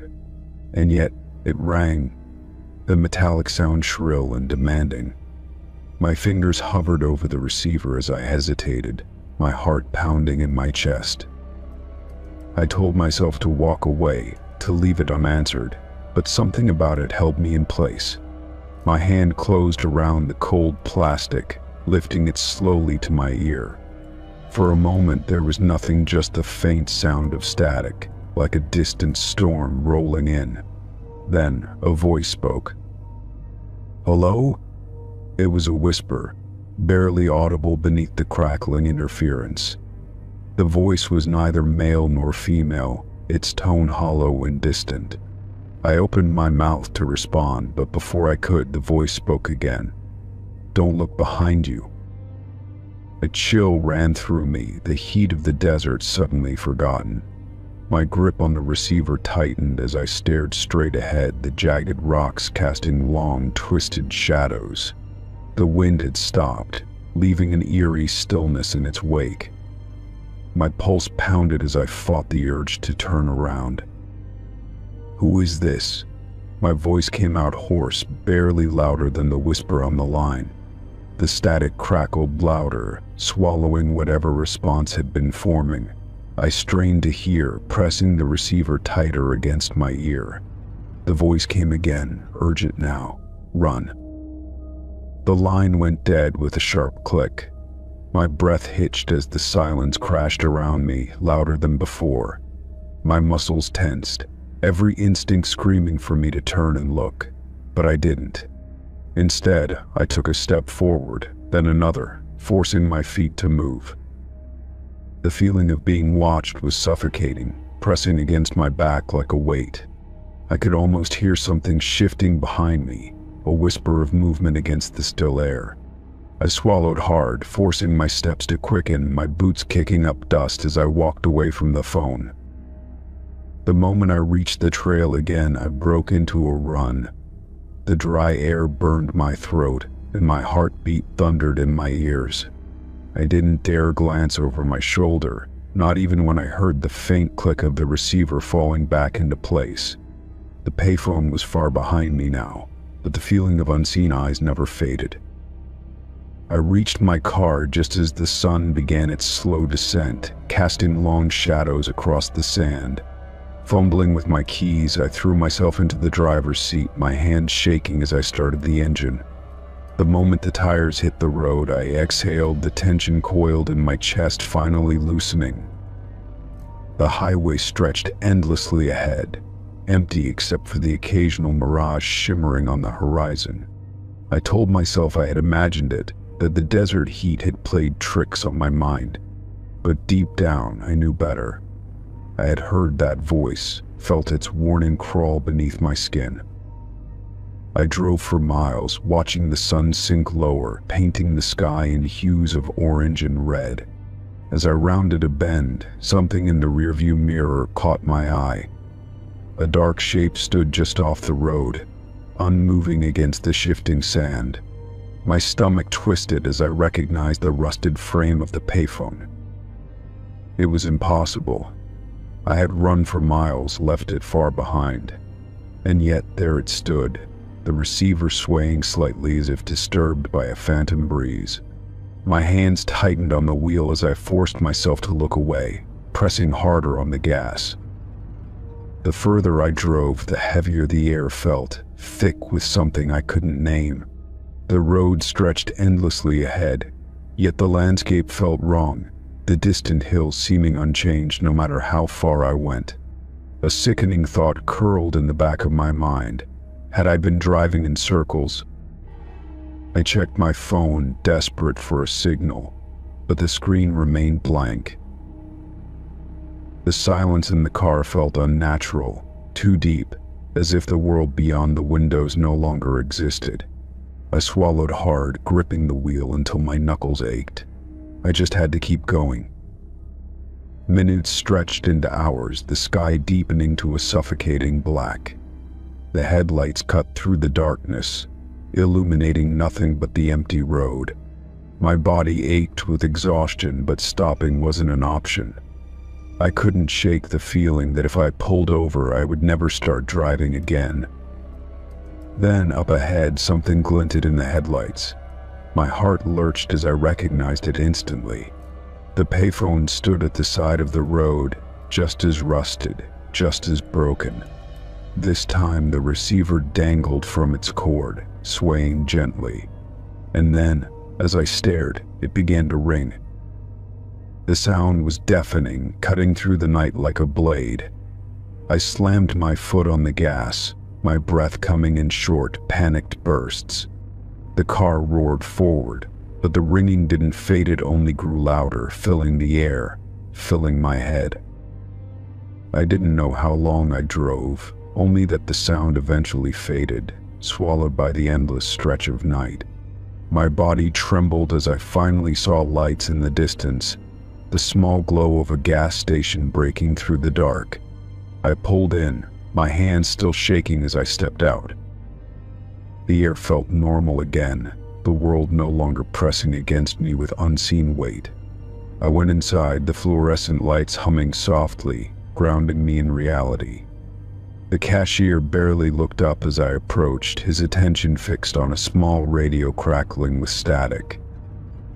I reached for my wallet, but my fingers froze when the static cleared.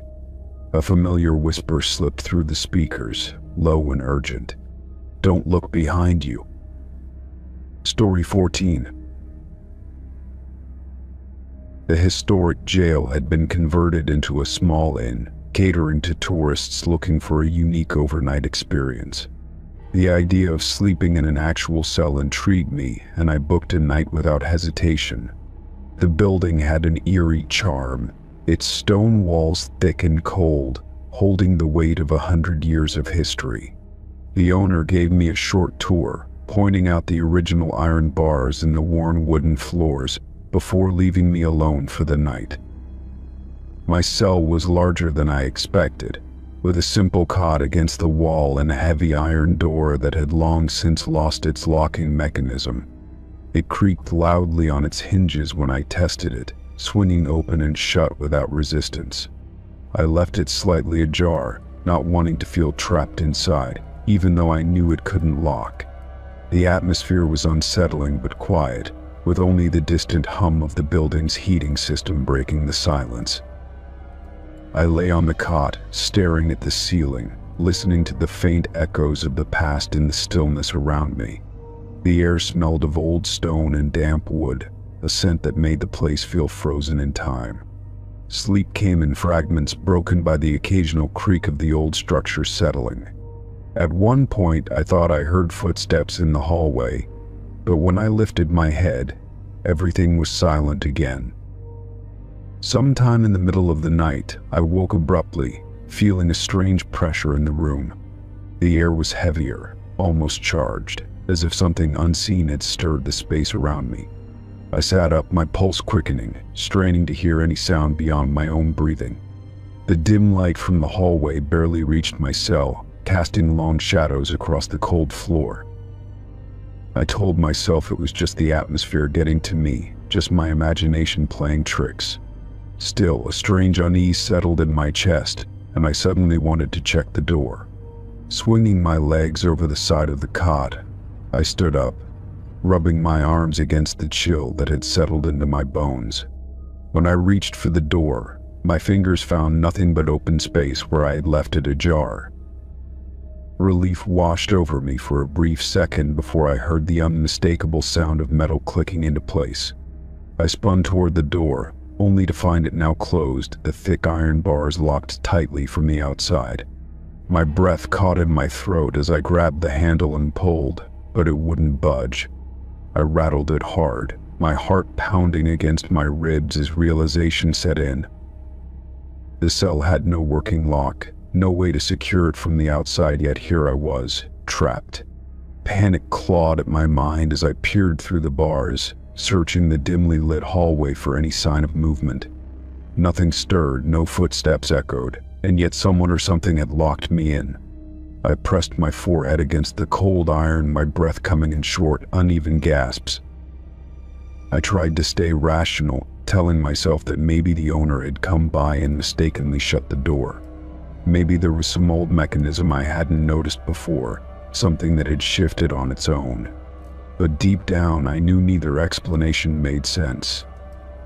The silence in the building was suffocating, pressing in on me with an unseen force that sent shivers down my spine. I pounded on the bars, calling out in hopes that someone might hear me. My voice echoed down the empty corridor, swallowed by the heavy stone walls. The feeling of being truly alone settled in, more chilling than the cold air itself. No one was coming, and no one should have been here to lock the door in the first place. Minutes stretched into an eternity as I paced the small space, my mind racing through every possible explanation. I pressed my ear to the door, listening for any sound, any hint that I wasn't completely alone.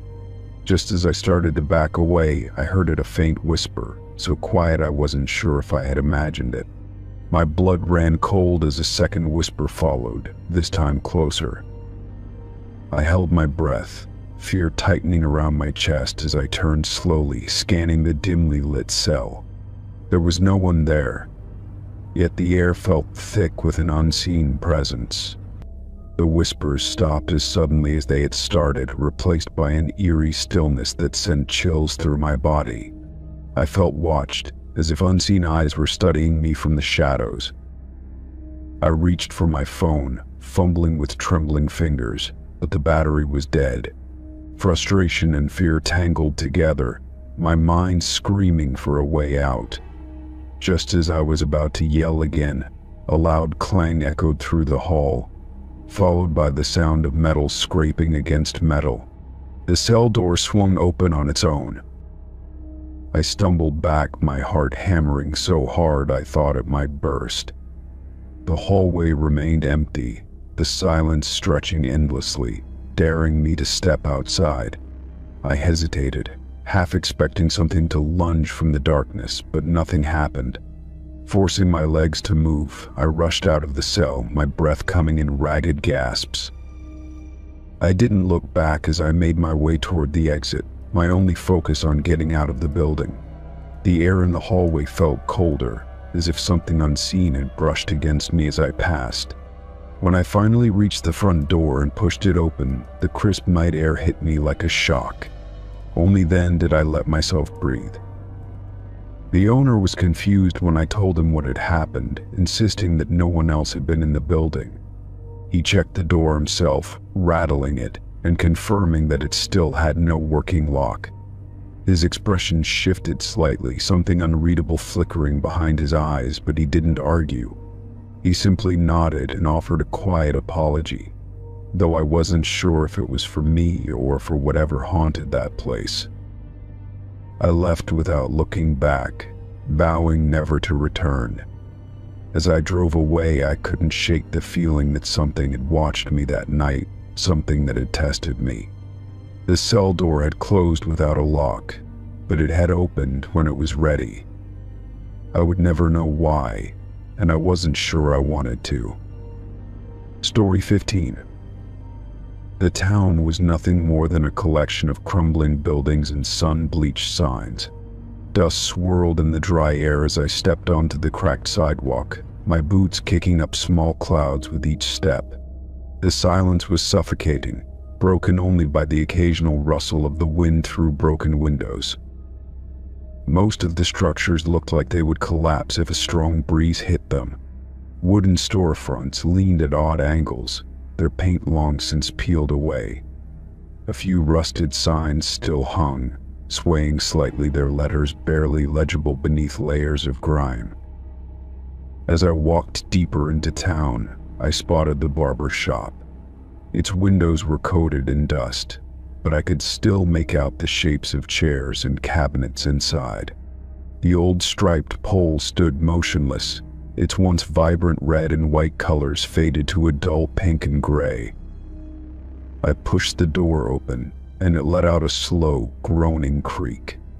The air inside was thick with the scent of aged wood and something faintly metallic. Sunlight streamed through broken blinds, casting long slanted shadows across the floor. The shop was eerily preserved, as if waiting for customers who would never return. An old-fashioned barber chair sat in the center, its leather cracked but intact. The counter held scattered combs, bottles of aftershave, and a small brush covered in dust. Something on the counter caught my eye, a straight razor. Unlike everything else in the shop, it looked untouched by time. The blade gleamed in the dim light, the edge sharp and precise, as if it had just been honed. I reached out but hesitated before touching it. A strange unease settled in my stomach, a quiet warning I couldn't ignore. There was no way a blade could stay that pristine in a place abandoned for decades. A faint creak sounded behind me, and I spun around, my heart pounding. The chair had shifted slightly, its footrest now angled differently than before. I swallowed hard, telling myself it was just my imagination. The silence pressed in again, heavier than before. Dust floated lazily in the air, disturbed by my movement. I glanced at the mirror behind the counter, expecting to see only my own reflection. For a moment, I thought I saw something else's shadow standing just behind the chair. It was faint, barely there, but enough to make the hair on my arms stand on end. When I blinked, it was gone, leaving only the empty shop. I stepped back, suddenly feeling the need to leave.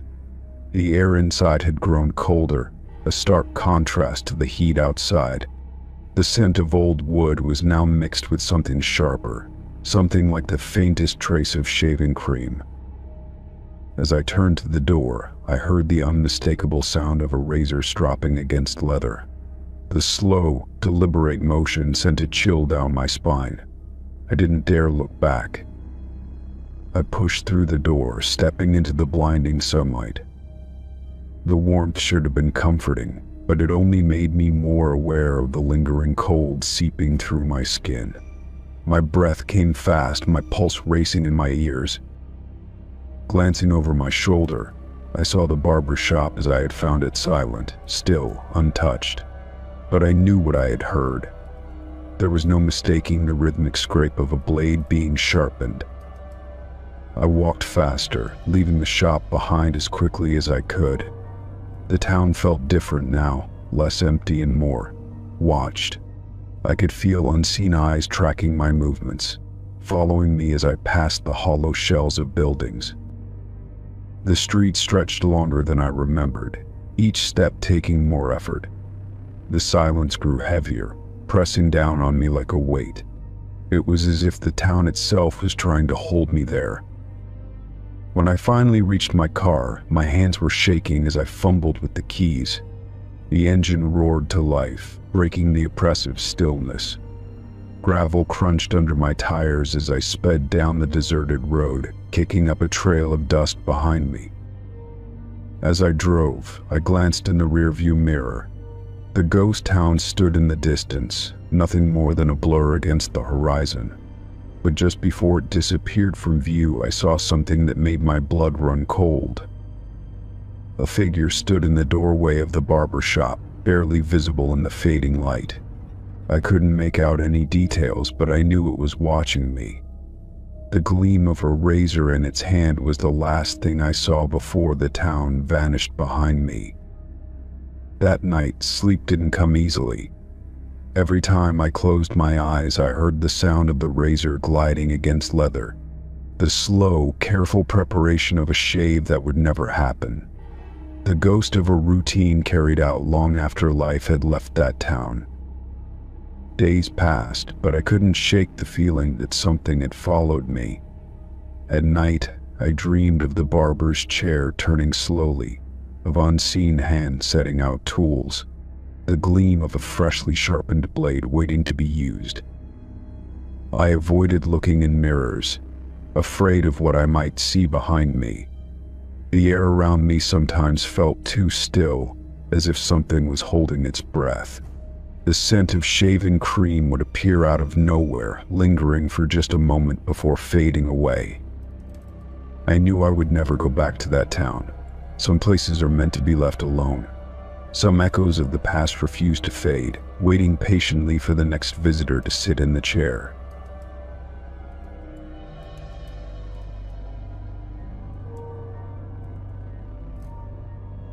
Story 16. The abandoned house stood at the edge of town, its frame leaning slightly as if it had given up on standing straight. The windows were broken, jagged shards of glass clinging stubbornly to the frames. Ivy climbed the walls, wrapping around the wood like a slow-moving predator. I had passed by the house countless times, always feeling a strange pull toward it. That afternoon, curiosity finally got the better of me. Pushing past the rusted gate, I made my way up the cracked front steps. The door creaked open with little effort, revealing a hollowed-out interior. Dust hung in the air, swirling in the light that streamed through the shattered windows. The living room was nearly bare, save for an old chair and a table coated in dust. The wallpaper peeled in long strips, curling like paper burned at the edges. I stepped carefully over fallen debris, my footsteps echoing in the silence. A faint scent of rot clung to the air, as if time had settled in and refused to leave. I wandered deeper into the house, drawn to a narrow staircase at the end of the hall. The steps groaned beneath my weight as I climbed, each creak making me pause. At the top, a door hung slightly open, revealing a small bedroom. Faded curtains billowed in the breeze from a broken window. A wooden desk sat against the far wall, covered in dust and scattered papers.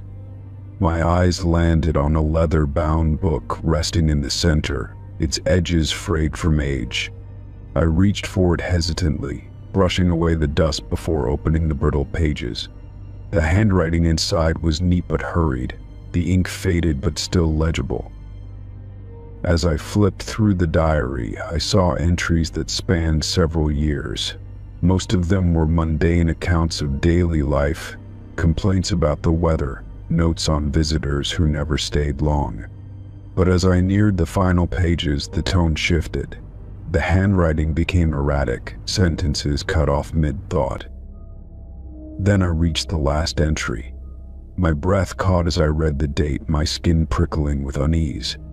It was dated for tomorrow. The words beneath it were scrawled in frantic strokes, "Do not be here." My fingers tightened around the book as a chill ran down my spine. The room suddenly felt smaller, the air pressing in around me. My heart pounded as I reread the warning, trying to make sense of it. It didn't make any sense who had written this. And how could it be dated for a day that hadn't arrived yet? A gust of wind rattled the window, making me jump. I snapped the book shut and turned to leave, my nerves fraying with each passing second. As I stepped back into the hallway, a distant thump echoed from downstairs. I froze, every muscle in my body going rigid. The house had been silent before. No signs of life, no indication that anyone had been here in years. But now, something had moved below. My mind raced, grasping for a rational explanation, but the warning in the diary repeated in my head. I forced myself to move, creeping down the stairs as quietly as possible. The front door stood open, just as I had left it. But something felt different, like the air had shifted, carrying with it an unseen presence. I hesitated at the threshold, my instincts screaming at me to run. Then, from the depths of the house, another sound. A slow, deliberate creak, as if someone had stepped forward. I didn't wait to see what it was. I bolted through the door, my breath coming in ragged gasps as I sprinted across the yard. I didn't stop running until I reached my car. My hands shook as I fumbled with the keys, glancing back at the house. It stood still and lifeless, the broken windows staring out like empty eyes. But I couldn't shake the feeling that something watched from within. That night, I couldn't sleep. The diary sat on my nightstand, the last entry burned into my mind. I debated whether to return to the house to see if anything happened when the date changed. Part of me knew it was a terrible idea, but the other part couldn't let it go. By morning, my curiosity won. The air was thick with unease as I drove back, the house looming in the distance. It looked the same, unchanged, yet something about it felt different. The sky above was heavy with dark clouds, casting shadows over the abandoned property. I stepped inside cautiously, my pulse pounding in my ears. The house was silent, untouched since I had left. I retraced my steps to the bedroom, the diary still on the desk where I had left it. But when I opened it again, my stomach turned to ice. The final entry had changed.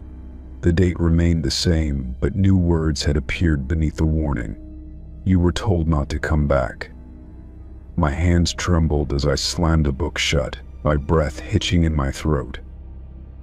A sharp creak cut through the silence. This time it was closer. I turned toward the door, but it was already swinging shut. The floorboards groaned beneath unseen weight, each step deliberate and slow. My chest tightened as I backed away, my mind screaming for an escape. The door slammed, plunging the room into suffocating stillness. My own breath was too loud, my heartbeat deafening. Then, just beyond the door, something whispered my name. A slow, drawn-out murmur, as if savoring the sound. I lunged for the window, yanking at the frame, but it wouldn't budge. The whispering grew closer, pressing against the door like a presence unseen. My fingers scrambled against the glass, my body desperate for a way out. Then, the doorknob turned. With a final, desperate shove, the window gave way and I tumbled out onto the roof. My body hit hard, but I didn't stop. I climbed down as fast as I could, ignoring the sting of scraped palms and aching limbs. When my feet hit the ground, I ran. The house loomed behind me, silent and still once more. I didn't look back until I was safe in my car, my lungs burning from the effort. But as I glanced in the rearview mirror, the upstairs window caught my eye. A shadow stood there, watching. I never returned to that house. The diary I burned. But some nights when the wind is just right, I swear I hear my name whispered in the dark. And I know, somewhere in that house, the pages are still turning. Story 17. The inn was small, tucked away on the side of a lonely highway, its neon sign flickering in the dark. I had booked a room in advance, not wanting to risk finding nothing available so late at night. After hours on the road, exhaustion pressed heavy on me as I stepped inside, the air thick with the scent of old wood and faint cigarette smoke. The front desk was empty at first, the only sound a clock ticking from somewhere behind the counter. A moment later, a man appeared from a back room, his expression blank as he eyed me. I told him my name and that I had a reservation, already pulling up the confirmation on my phone. He frowned, flipping through an old ledger instead of using a computer. His finger traced down the page, then stopped before looking up at me again. There was no record of my booking. Confused, I showed him my phone, the details clear on the screen. The date, the room number assigned, everything was correct. He barely glanced at it before shaking his head, saying they had no such reservation on file. I felt a flicker of irritation, but I kept my voice calm, asking if there was still a room available. The man hesitated, then nodded slowly, as if debating whether to let me stay. He reached under the counter and pulled out a tarnished key, sliding it toward me. Room 203. I took the key, glancing at the old-fashioned brass number attached to it. Something about the way he handed it over unsettled me, but I brushed it off as exhaustion. The hallway leading to my room was dimly lit, the carpet worn and slightly damp beneath my shoes. Doors lined both sides, their numbers faded and barely legible. As I reached my room, a strange sensation crawled over me, like someone was watching. I turned quickly, but the hallway was empty. Shaking off the unease, I unlocked the door and stepped inside. The air was stale, and the single lamp by the bed cast long shadows against the walls. The room was simple: an old bed, a dresser with a dusty mirror, and a small bathroom in the corner. I tossed my bag onto the chair, already dreading the uncomfortable sleep I was about to have. Something about the room felt off. The bedding looked undisturbed but carried a faint, musty scent. The air held a strange chill, despite the heater humming softly in the corner. Ignoring my unease, I went to wash up, hoping a splash of cold water would clear my head. As I wiped my face with a towel, I heard a creak from the main room. My breath caught, and I slowly turned, half expecting to see someone standing there. The room was empty. I swallowed, telling myself it was just the building settling. The place was old, the floors uneven. It made sense. But when I returned to the bedroom, the closet door was slightly ajar.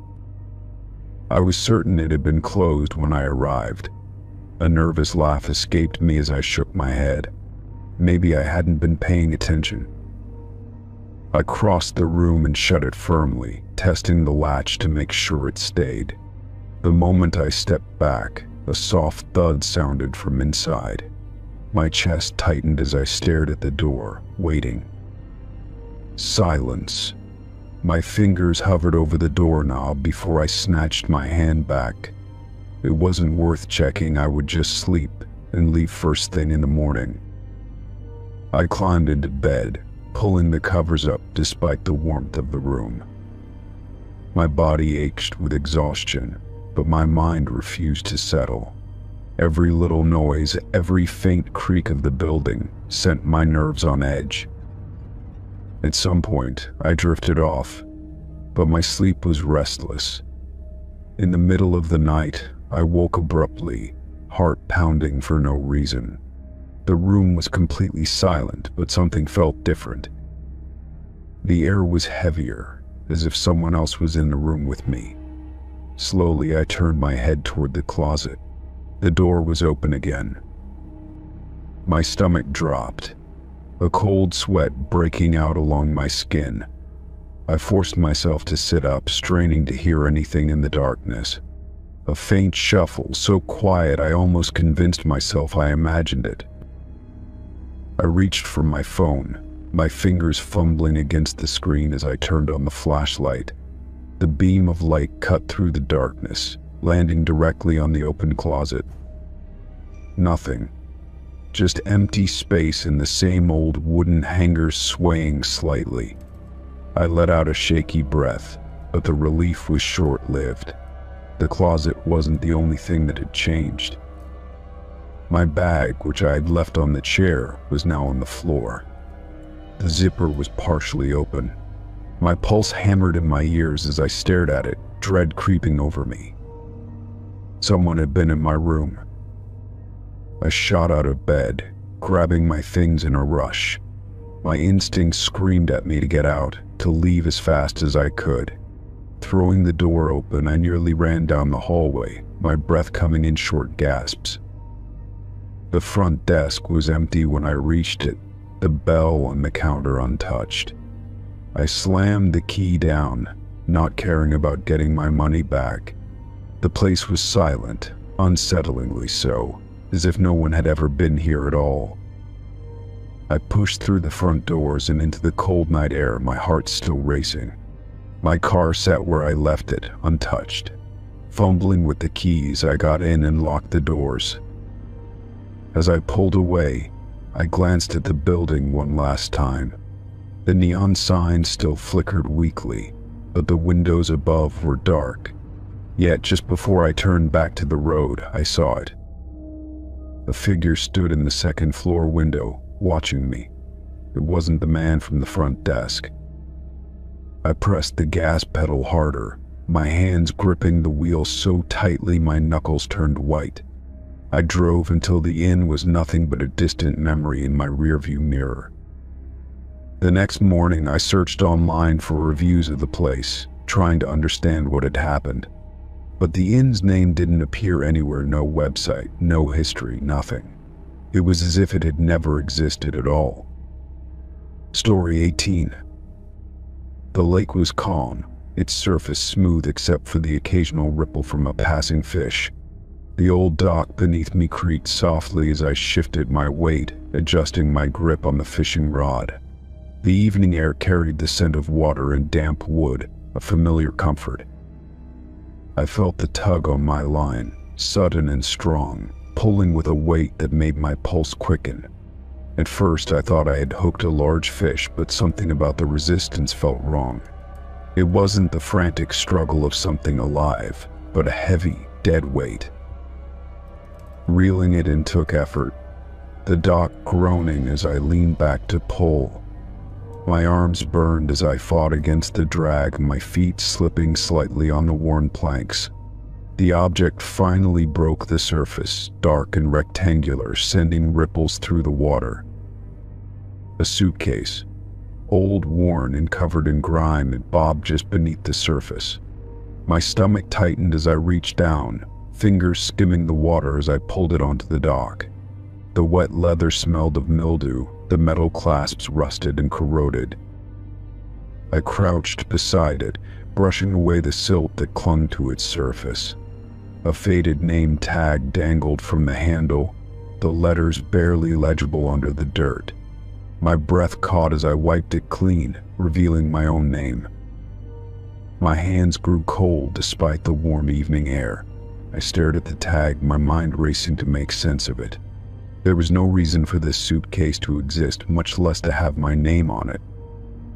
I ran my fingers along the edges, feeling the rough texture beneath my touch. The lock was rusted but intact, the clasp unwilling to budge. Whatever was inside had been sealed away for a long time. I glanced around the lake, half expecting someone to be watching. The shoreline remained empty, only the trees standing silent and unmoving. The fading light of dusk cast long shadows over the dock, making everything feel heavier. I debated throwing it back, letting it sink into the depths where I had found it. But curiosity held me in place, refusing to let me walk away. I needed to know what was inside. Standing, I carried the suitcase to my truck, my steps uneven on the weathered boards. The weight of it was wrong, solid but not sloshing like something filled with water. It felt like it had been waiting. At home, I set it on my garage floor, the overhead light buzzing softly above me. Dust and grime flaked onto the concrete as I ran my hands along the seams. I needed something to break the lock. I grabbed a hammer, hesitating for just a moment before swinging down. The rusted metal gave way with a dull snap, pieces scattering across the floor. The clasps clicked open, and I lifted the lid. The inside smelled of age, a musty scent that filled the air. Layers of discolored fabric lined the interior, the stitching frayed at the edges. Resting on top was a stack of old photographs. I picked up the first one, my fingers trembling slightly. The image was faded but clear enough to make my stomach drop. It was me, standing on the very dock where I had pulled up the suitcase.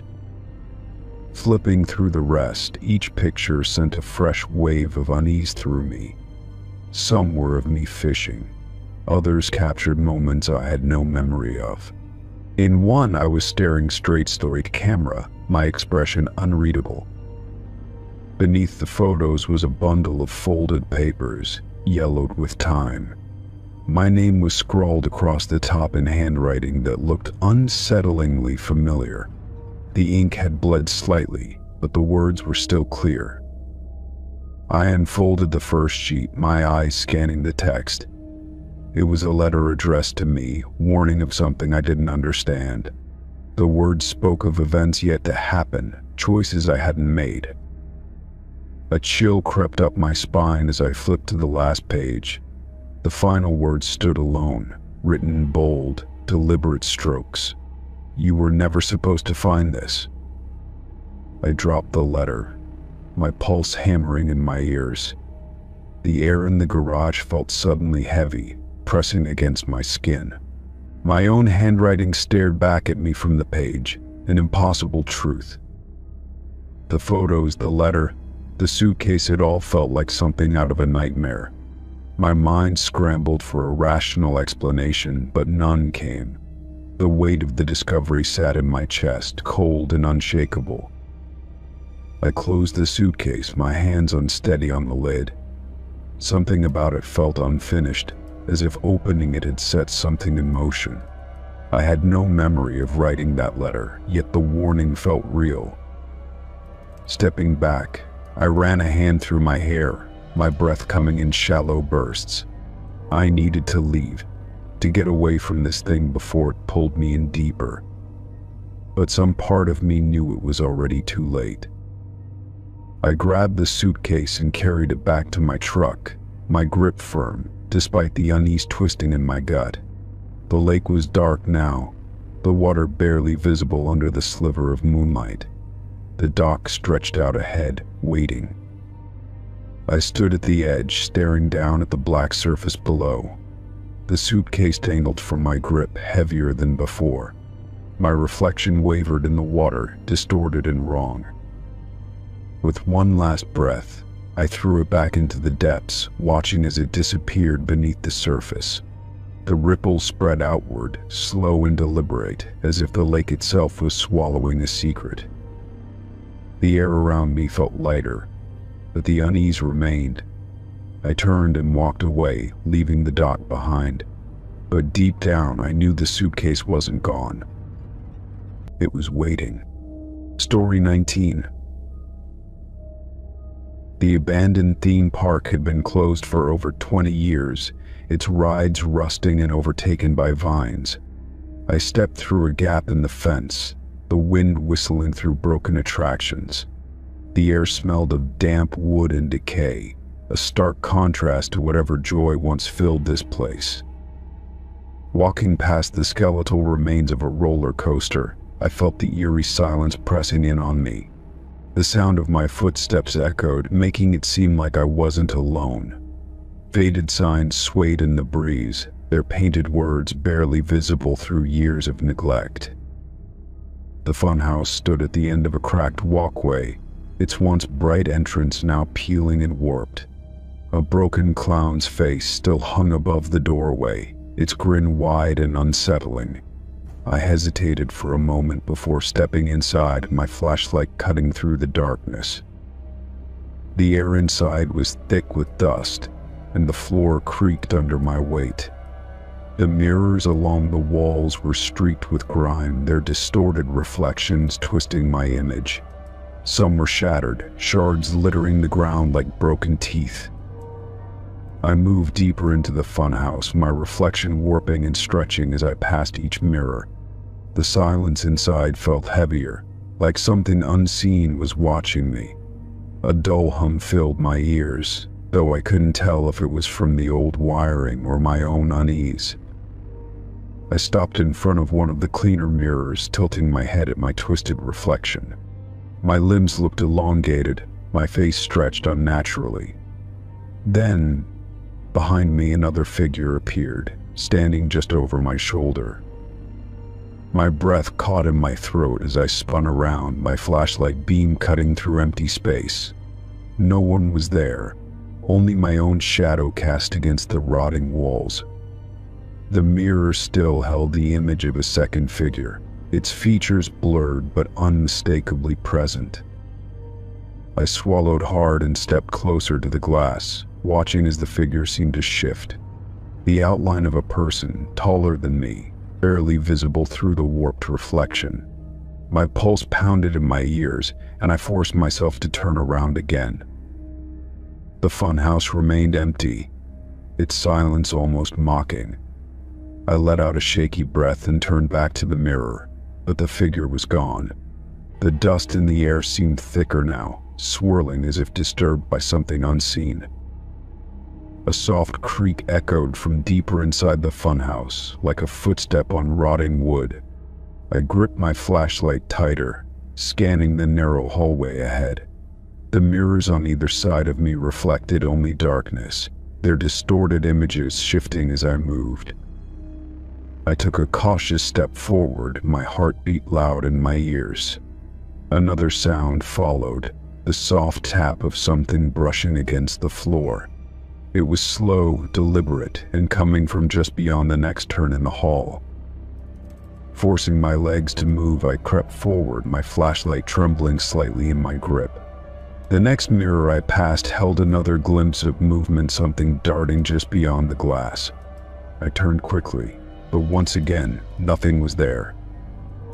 A chill crawled up my spine as I realized the air had grown colder. My breath misted slightly, a thin cloud dissipating in the dim light. The funhouse had no working power, no reason for such a sudden drop in temperature. A whisper, barely audible, drifted through the hallway. It was not words, just a faint breath of sound, as if someone was standing too close. The air behind me felt heavy, and I resisted the urge to run. Taking another step, I reached the next corner and hesitated. The hall beyond was lined with more mirrors, their surfaces grimy but intact. My own reflection stared back at me, pale and uncertain. Then, as I watched, my reflection blinked, but I hadn't. My stomach twisted, a sharp burst of fear tightening my chest. The image in the mirror smiled, slow and unnatural, though my own lips had not moved. A jolt of panic shot through me, and I stumbled back, nearly dropping my flashlight. The reflection's grin widened before it suddenly vanished, leaving only my real image behind. My breathing came fast and shallow, my fingers numb against the flashlight's handle. Something moved at the edge of my vision, just beyond the nearest mirror. A shadow, barely visible, standing just outside the reach of my light. My pulse thundered as I turned, shining the beam across the room. The funhouse was empty, the mirrors still and silent. I took a shaky breath and forced myself to move, each step feeling heavier than the last. My only goal now was to get out, to put as much distance between myself and the mirrors as possible. A sudden crash echoed from behind me, the unmistakable sound of glass shattering. I spun around, heart hammering, but the mirrors remained intact. The noise had come from deeper inside the funhouse, from somewhere I had not yet explored. I didn't wait to find out what caused it. Turning on my heel, I hurried back the way I had come, ignoring the way the mirrors seemed to ripple at the edges. The funhouse twisted around me, the exits feeling further away than before. The whispering returned, louder this time, filling the air like a distant echo. My reflection flickered in the glass, distorted and wrong.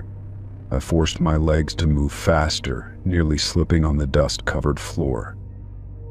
Finally, I reached the entrance, bursting out into the open night air. My breath came in heavy gasps, the darkness outside feeling safer than what I had left behind. The funhouse loomed behind me, silent once more. I turned back once, my flashlight beam sweeping over the entrance. The mirrors inside were barely visible from here, their surfaces reflecting nothing but emptiness. Then, just before I turned away, I saw it. In the glass of the nearest mirror, a figure stood just inside the doorway, watching me. Though I could not see its face, I felt its gaze heavy and unrelenting. I didn't stay to look longer. Without another glance, I hurried back through the park, past the decayed rides and broken walkways. The whispering had stopped, but the silence felt just as unnerving. Only when I was past the fence did I dare to look back. The funhouse remained still, its doorway yawning open like a hungry mouth. The mirrors inside reflected only darkness now, but I knew what I had seen. Turning away, I left the park behind, vowing never to return. Story 20. Renting the storage unit had been a last-minute decision, a temporary solution while I sorted through the clutter of my life. The facility was nothing special, just rows of dull metal doors under flickering fluorescent lights. The manager handed me the key without much conversation, barely looking up from his paperwork. I made my way down the cold concrete hallway, the air smelling of dust and stale cardboard. Sliding the metal door open, I expected to find an empty space, but something was already inside. A single cardboard box sat in the center, its edges slightly worn as if it had been moved several times. My full name was written on the top in thick black marker, the letters bold and deliberate. Taped beneath it was a note with only 3 words, "Return to sender." A chill ran through me as I stared at the box, my mind racing through possibilities. I hadn't told anyone about renting this unit, so how had it gotten here? My pulse quickened as I bent down, running my fingers over the writing, feeling the rough texture of the ink. The handwriting was unfamiliar, precise and heavy, as if the writer wanted to make sure their message was understood. I hesitated before lifting the box, testing its weight. It was lighter than I expected, but something shifted inside, a soft rustling like paper or fabric. My stomach nodded as I carried it to the small light hanging from the ceiling, casting an eerie glow over the space. I took a deep breath, peeled back the tape, and slowly lifted the lid. Inside, there were neatly stacked photographs, each one showing different moments from my life. Some were old, black and white images of me as a child, while others were recent, capturing moments I didn't remember anyone photographing. I sifted through them with growing unease, my fingers trembling slightly as I flipped to the next. Each photo felt invasive, as if someone had been following me for years without my knowledge. Beneath the photographs was a bundle of letters, the envelopes yellowed with age. My name was scrawled across each one, though none had a return address. I picked one at random and slid my finger under the flap, peeling it open with cautious curiosity. The paper inside was brittle, the ink faded but still legible, as if written decades ago. The letter began with my name, followed by a chilling message, "You were never meant to stay." My throat tightened as I scanned the rest, my eyes darting over each sentence. It spoke of places I had lived, decisions I had made, even thoughts I had kept to myself. Whoever had written this knew things they shouldn't have, details that made my skin crawl. The other letters contained similar messages, all warning me that I had taken something that didn't belong to me. I reread them, searching for answers, but none explained what I had supposedly done. My breath came in shallow gasps as I leaned against the cold metal wall, my mind spinning. It felt like a mistake, some elaborate prank, but the weight in my chest told me otherwise. I grabbed the photographs and flipped through them again, looking for anything that stood out. That's when I noticed something strange in every picture. No matter the year, there was a figure in the background. Sometimes barely visible in the shadows, other times standing in plain sight. My blood ran cold as I realized the figure was always the same, watching me with hollow, expressionless eyes. I turned the photos over, searching for dates or notes, but they were blank. My hand shook as I reached the bottom of the box, where one final envelope lay.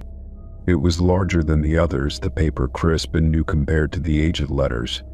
I forced myself to open it, dread coiling in my stomach as I unfolded the single sheet inside. The message was short, just 5 words written in the same bold handwriting as the note on the box. "You should not be here." My fingers tightened around the paper as I reread the words, my breath coming in short bursts. It felt like a warning, a final message from someone who knew more about me than I did myself. I stumbled backward, nearly knocking over the box, my heart hammering against my ribs. This wasn't just some mistake, someone had left this for me intentionally. I tried to think of anyone who might have known I would be here, but no one came to mind. I had rented this unit only a few days ago, and yet this box had been waiting for me. A sudden noise outside made me jump, my pulse spiking as I turned toward the hallway. Footsteps echoed in the distance, slow and deliberate, growing closer with each passing second. My throat went dry as I stepped back, pressing myself against the wall, straining to see past the doorway. The fluorescent lights flickered, casting long shadows that seemed to stretch unnaturally. The footsteps stopped just outside my unit, silence stretching between us like a held breath. I clenched my fists, my skin prickling with cold sweat as I waited for anything to happen. Seconds passed, feeling like hours, until finally the footsteps moved away, fading into the distance. I swallowed hard, my body still tense as I forced myself to move. I shoved the letters and photos back into the box, my hands unsteady as I closed the lid. My instincts screamed at me to leave, to abandon the unit and never come back. But a part of me knew that whatever this was, it wouldn't end here. I grabbed the box and hurried out, glancing up and down the hallway, but it was empty. The silence pressed down on me as I locked the unit and made my way to my car. I slid behind the wheel, gripping the box tightly as I tried to steady my breathing. The words on the note echoed in my mind, refusing to be ignored. I didn't go home right away. Instead, I drove aimlessly, my thoughts a chaotic mess as I tried to make sense of what had happened. Who had left the box? What did they mean by return to sender? The more I thought about it, the more I felt like I was missing something crucial, something buried in the past. I pulled into an empty parking lot, staring at the box in the passenger seat. I could take it to the police, but what would I even say? That someone knew too much about me, that I was being watched by a presence I couldn't explain. I ran a hand over my face, exhaling sharply as the weight of it all pressed down on me. The only thing I knew for sure was that this wasn't over. The box had found its way to me for a reason, and sooner or later, I would have to find out why. Story 21.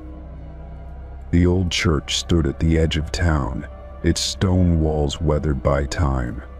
The windows were coated in dust, their once colorful stained glass dulled by neglect. Vines crept up the walls, winding around the wooden doors that had remained shut for years. Despite its abandonment, the air around the church was thick with an eerie stillness. No birds perched on its rooftop, no leaves rustled in the wind. The silence was suffocating, pressing in from all sides as I hesitated at the entrance. I had heard stories about the church, whispers of strange occurrences and lingering spirits. Some claimed to see candlelight flickering inside at night, though no one ever entered. Others swore they heard faint voices, murmuring prayers long after the doors had been locked. Pushing the heavy door open, I stepped inside, my footsteps echoing in the vast emptiness. Dust floated in the sunlight streaming through the high windows, casting long, golden beams across the pews. The air was thick, stale, holding the scent of age and decay. Rows of wooden benches stretched toward the altar, their surfaces worn smooth by time. The candles on either side of the pulpit were unlit, their wax melted and hardened into misshapen forms. Everything looked untouched, frozen in time, as if waiting for a congregation that would never return. I walked slowly, the sound of my breathing unnaturally loud in the silence. The air felt heavy, charged with something unseen. A strange unease crept over me, a sensation of being watched from the shadows of the vaulted ceiling. At the far end of the church stood the confession booth, its wooden frame darkened with age. The door was slightly ajar, as if someone had left it in a hurry. A faint scent drifted from within, cutting through the dust-filled air. Incense. Fresh, unmistakable, its sweet, smoky fragrance lingering as if it had just been burned. My pulse quickened as I reached out, pushing the door open further. The inside was dim, the worn wooden bench barely visible in the gloom. I hesitated before stepping in, the scent of incense growing stronger around me. The booth was small, confining, the walls pressing close. My fingers brushed against the lattice dividing the space. The wood warmed to the touch, as if someone had been there moments before. A chill ran through me as a faint whisper broke the silence, barely audible. I held my breath, heart pounding, straining to make out the words. It was a prayer, spoken in a low, urgent voice, the syllables unfamiliar yet oddly rhythmic. I turned sharply, expecting to see someone standing behind me, but the church remained empty. The pews stretched out in stillness, the altar bathed in cold, lifeless light. The air had changed, the scent of incense now almost suffocating. Stepping out of the booth, I glanced around, searching for any sign of movement. The silence had deepened, thick and oppressive, as if the walls themselves were listening. My skin prickled with unease, the weight of unseen eyes pressing down on me. I moved quickly, my footsteps echoing in the cavernous space. The door loomed ahead, a sliver of daylight spilling through the crack. As I reached for the handle, the soft creak sounded behind me, the confession booth's door shifting slightly. Swallowing hard, I turned back, my breath catching in my throat.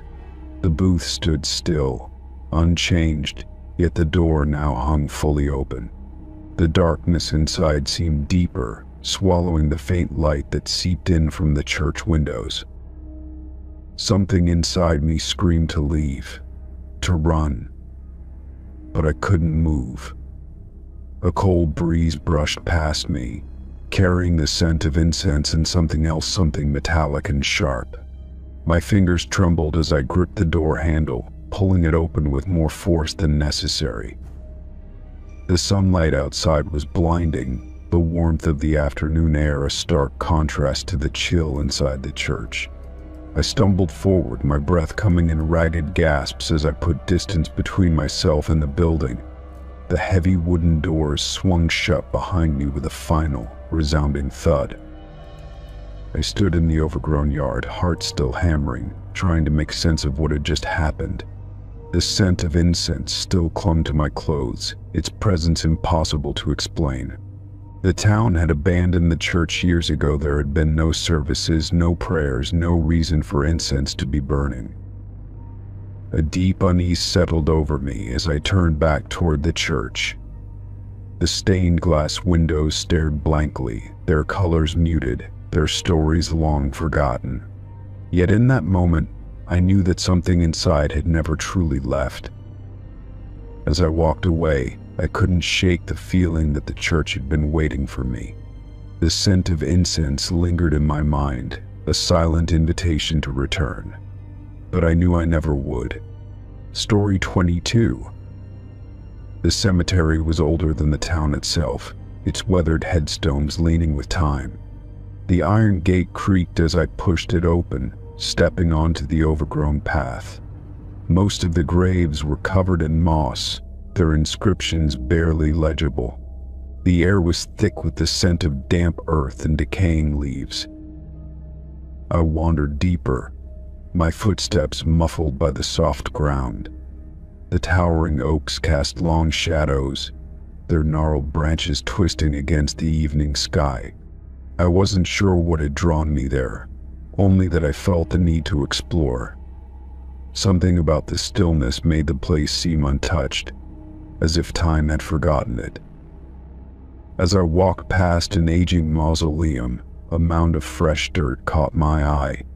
It stood out sharply against the worn landscape, piled high on top of a grave. The name on the headstone was faded but still readable: Elias Thatcher, buried in 1872. My stomach tightened as I stepped closer, the scent of freshly turned soil filling my nose. There was no sign of recent maintenance anywhere else in the cemetery. The other graves were sunken, their soil compacted after decades of rain and erosion. Yet this one looked as if it had just been disturbed, as if something had been buried or unearthed. I knelt down, running my fingers over the loose dirt, feeling the unnatural softness beneath my touch. A sudden chill ran through me, raising the hairs on my arms. The air around the grave felt colder than the rest of the cemetery, as if the ground itself was exhaling. I stood quickly, glancing around, half expecting to see someone watching. But the cemetery was empty, the silence pressing down on me like a heavy weight. I took a step back, my heart pounding. The rational part of me tried to find an explanation. Maybe the cemetery's caretakers had done some restoration work, though I had seen no equipment or signs of recent digging. But something about it felt wrong, as if I had stumbled onto something I wasn't meant to see. I turned to leave, but hesitation rooted me in place. I needed to know more. Pulling out my phone, I snapped a picture of the grave, making sure to capture the fresh mound of dirt. The name, the dates, anything that might help me understand why this grave had been disturbed. That night, I couldn't stop thinking about it. I searched online for records of Elias Thatcher, hoping to find something in exhumation, an investigation, anything to explain what I had seen. But his name barely appeared in any records, only a brief mention in an old town registry. No family history, no details about his death, just a name, a date, and a forgotten grave. The unease sat heavy in my chest. It didn't make sense. Why was there fresh dirt on a grave that had been undisturbed for over a century? And if something had been buried there, what was it? Or worse, what if something had been removed? Sleep didn't come easily. My dreams were restless, filled with images of the grave, of something shifting beneath the soil. I woke up in a cold sweat, the feeling of being watched lingering even after I turned on the light. No matter how much I tried to shake it, the cemetery called to me, demanding answers. The next day, I went back. The cemetery was just as empty as before, the trees swaying gently in the afternoon breeze. My feet carried me straight to the grave, my pulse quickening as I approached. The dirt was still fresh, but something had changed. The mound had sunken slightly, as if whatever lay beneath had shifted. A single footprint marred the edge of the disturbed soil. It wasn't mine. I had been careful the day before, never stepping too close. Someone else had been here since I left. The thought sent a shiver down my spine. I crouched near the grave, pressing my palm against the dirt. It was still loose, as if it had only recently been shoveled. My fingers dug in slightly, feeling the unsettling softness. A sudden crack echoed through the quiet, a branch snapping somewhere nearby. I shot up, heart hammering. My eyes scanned the tree line, searching for movement. For a long moment, nothing happened. Then, just beyond the wrought iron fence, I saw a shadow shifting between the trees. Someone was watching me. I took a step back, every instinct screaming at me to leave. The figure didn't move, didn't step forward or retreat. It simply stood there, half hidden by the trees. My breath came in short, uneven bursts as I forced myself to turn away. Whatever was happening here, I didn't want to be part of it. I left the cemetery without looking back. As soon as I reached my car, I locked the doors and gripped the wheel tightly, my fingers trembling. I told myself I wouldn't return, that whatever secrets lay beneath the grave weren't mine to uncover. But that night, my phone buzzed with a new notification. A message, no sender, no number, just one image. It was the picture I had taken of Elias Thatcher's grave, but something was different. The dirt was gone. The mound had been smoothed over as if nothing had ever been disturbed, and standing beside the headstone was a shadowed figure. Its face was obscured, its posture stiff and unnatural. My blood turned to ice. I hadn't seen anyone when I took that picture. No one had been there. Yet something had appeared in the image. My hands shook as I stared at the screen, my pulse hammering in my ears. I deleted the photo, but it didn't erase the feeling that had settled deep in my bones. The fresh dirt, the unseen watcher, the figure in my picture, it was all connected. I didn't want to know how. I didn't go back to the cemetery. I avoided that part of town altogether, pretending it didn't exist. But sometimes late at night, I dream of that grave. I see the dirt shifting, the ground moving, something just beneath the surface. And when I wake, I swear I can still smell the damp earth, clinging to the air like a warning. Story 23. The antique shop sat at the end of a narrow street, tucked between two buildings that looked just as old. A faded sign above the door swayed slightly in the breeze, the paint peeling away in long, curling strips. As I stepped inside, the scent of dust and aged wood filled my lungs. Dim light filtered through grimy windows, casting long shadows over shelves packed with forgotten relics. I wandered through the cramped aisles, my fingers brushing against rusted trinkets and cracked porcelain. The store was silent except for the occasional creak of the floorboards beneath my feet. In the far corner, half buried under a stack of old books, I spotted a wooden chest. It was small, just big enough to fit on a tabletop, with metal reinforcements rusted to a dull brown. Something about it caught my attention, though I couldn't say why. I lifted it carefully, feeling the weight of it in my hands. A thick padlock secured the latch, its keyhole dark with age. I turned it over, searching for any markings, but the wood was smooth, worn down by time. Curious, I carried it to the counter, where the shopkeeper, an older man with a lined face, watched me with unreadable eyes. "No key," he muttered, tapping one gnarled finger against the lock. "Might not open at all." His voice was hoarse, as if he hadn't spoken in a long time. I shrugged, intrigued rather than deterred, and paid for it without another word. The ride home felt longer than usual, the chest sitting in the passenger seat like a silent passenger. I kept glancing at it, half expecting it to shift on its own. The lock was solid, but the more I stared at it, the more I felt an urge to see what was inside. By the time I pulled into my driveway, my hands were already itching to pry it open. I carried it inside, setting it down on my kitchen table. The lock was old but sturdy, resisting every attempt to force it open. After rummaging through my toolbox, I found a small crowbar and wedged it beneath the lid. It took several minutes of straining, the wood groaning in protest, before the lock finally snapped. The lid creaked as I lifted it, the hinges stiff with rust. My breath hitched as I peered inside, expecting to find old documents or forgotten valuables.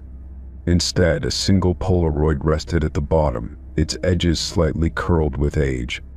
I frowned, reaching for it with hesitant fingers. The moment I turned it over, a chill crawled up my spine. The image was unmistakable. It was me, captured mid-step as I entered the antique store. The angle suggested it had been taken from somewhere inside, just behind the counter. My face was slightly blurred, but my jacket, my posture, everything else was perfectly clear. I stared at it, my pulse hammering in my ears. The photograph had to be recent, taken today, in fact. But that didn't make sense. I hadn't seen anyone else in the shop, and there were no security cameras that I could recall. My stomach twisted as a question settled in my mind. Who took this picture? I flipped the Polaroid over, hoping for some kind of explanation. The back was blank except for a single word scrawled in faded ink. Look. My grip on the photo tightened, my breath coming short and uneven. I turned sharply, scanning the room as if expecting someone to be standing there, watching. But my house was empty. Swallowing hard, I looked back at the chest, half expecting more photos to be hidden beneath the first. I reached inside, feeling the rough wood against my fingertips, but there was nothing else. Just the empty, hollow space where the photo had been. I grabbed my phone, my fingers shaking as I pulled up the number for the antique store. The line rang once, then twice, before clicking to a robotic voice. The number you have dialed is no longer in service. I pulled the receipt from my pocket, scanning it quickly. The store's address was listed, but no phone number. My stomach churned. I needed to go back. I needed answers. Without hesitation, I grabbed my keys and rushed out the door, the Polaroid still clutched tightly in my hand. The drive felt shorter this time, my focus singular. The sky had darkened, heavy clouds rolling in as I pulled onto the narrow street. The antique shop was gone. The space where it had stood was now an empty lot, overgrown with weeds and littered with broken bricks. My heart pounded as I stepped out of my car, staring at the vacant space. I was certain this was the right place. I recognized the adjacent buildings, the crooked street lamp on the corner. But the store itself was missing, as if it had never existed. A gust of wind kicked up dust around my feet, the air thick with silence. I turned in circles, searching for any sign that I wasn't losing my mind. But there was nothing, no remnants, no foundation, not even a sign that a building had ever stood there. Just empty space. Ugh. I climbed back into my car, gripping the steering wheel so tightly my knuckles ached. My eyes flicked to the Polaroid still resting on the passenger seat. The image was different now. Instead of me walking into the antique store, I was standing in front of the empty lot, looking confused, just as I was now. A wave of nausea rolled through me. My hands trembled as I picked up the photo, my breath coming in ragged gasps. Slowly, I flipped it over, my stomach twisting in anticipation of whatever message might be waiting. This time, there was more than one word. "You shouldn't have opened it." The air in the car felt suddenly heavy, pressing against my chest like a weight. My mind raced, trying to make sense of the impossibility before me. My reflection in the rearview mirror looked pale, my eyes wide with fear. I had to get out of there. I turned the key in the ignition, the engine roaring to life. As I pulled away, my eyes flicked back to the Polaroid one last time. Another change. The background was now a dark road lined with trees, identical to the one I was driving on. And in the distance, barely visible at the edge of the photo, was a figure, waiting, watching, getting closer. Story 24. The Victorian mansion stood at the edge of town, its grandeur untouched by time. The intricate woodwork, towering windows, and wraparound porch gave it an eerie elegance. I had rented a room there for a week, drawn to its history and the quiet seclusion it offered. The owner, an elderly woman named Mrs. Holloway, welcomed me with a warm yet distant smile. My room was on the second floor, with a high ceiling, antique furniture, and a large canopy bed. The wallpaper was faded but held remnants of its once lavish design. A heavy wooden wardrobe stood in the corner, its door slightly ajar as if someone had left them that way in a hurry. Despite its age, the room was comfortable, and I fell asleep easily on the first night. The next morning, I awoke feeling groggy, the soft light filtering through the lace curtains. As I stretched, my eyes fell on the bedspread perfectly smooth, the pillows fluffed and arranged neatly. Confusion settled in as I distinctly remembered tossing and turning, leaving the sheets in disarray. I frowned, convincing myself I must have straightened them in my sleep without realizing it. The second night, I left the bed even messier, throwing the blankets aside before drifting off. The air felt heavy, as if the house itself was watching. I slept restlessly, waking up in the middle of the night to the faint sound of fabric rustling. My heart pounded, but the room was still, and I eventually fell back asleep. When morning came, I sat up quickly, eyes scanning the bed. Once again, it was immaculate, tightly tucked sheets, pillows aligned, everything perfectly in place. A chill ran down my spine as I stared at the impossibly neat arrangement. It was as if someone had been in my room smoothing the wrinkles while I slept. I questioned Miss Holloway at breakfast, carefully choosing my words. She gave me an odd look, stirring her tea with slow, deliberate movements. "No one enters the guest rooms at night," she said softly, her tone carrying something unspoken. I nodded, but unease settled deep in my chest. That night, I stayed awake longer, determined to catch whoever was tidying my bed. The mansion creaked with the weight of its age, the distant sound of wind rattling the old window panes. I lay in the darkness, eyes open, straining to hear anything out of place. Hours passed, and just as sleep threatened to overtake me, I heard a faint swish of fabric. My breath caught as I turned my head slightly, my pulse hammering in my ears. The air shifted near the foot of the bed, and though I saw nothing, a slow, deliberate motion tugged at the sheets. My stomach clenched as the blankets smoothed out as if invisible hands were carefully arranging them. I squeezed my eyes shut, unable to move, frozen in fear. Morning arrived with the pale glow of dawn spilling through the curtains. My body ached from remaining so still, my mind clouded with exhaustion. The bed was, as expected, perfectly made, with no sign of the disturbance I had witnessed. I sat on the edge, gripping the blanket, my hands trembling slightly.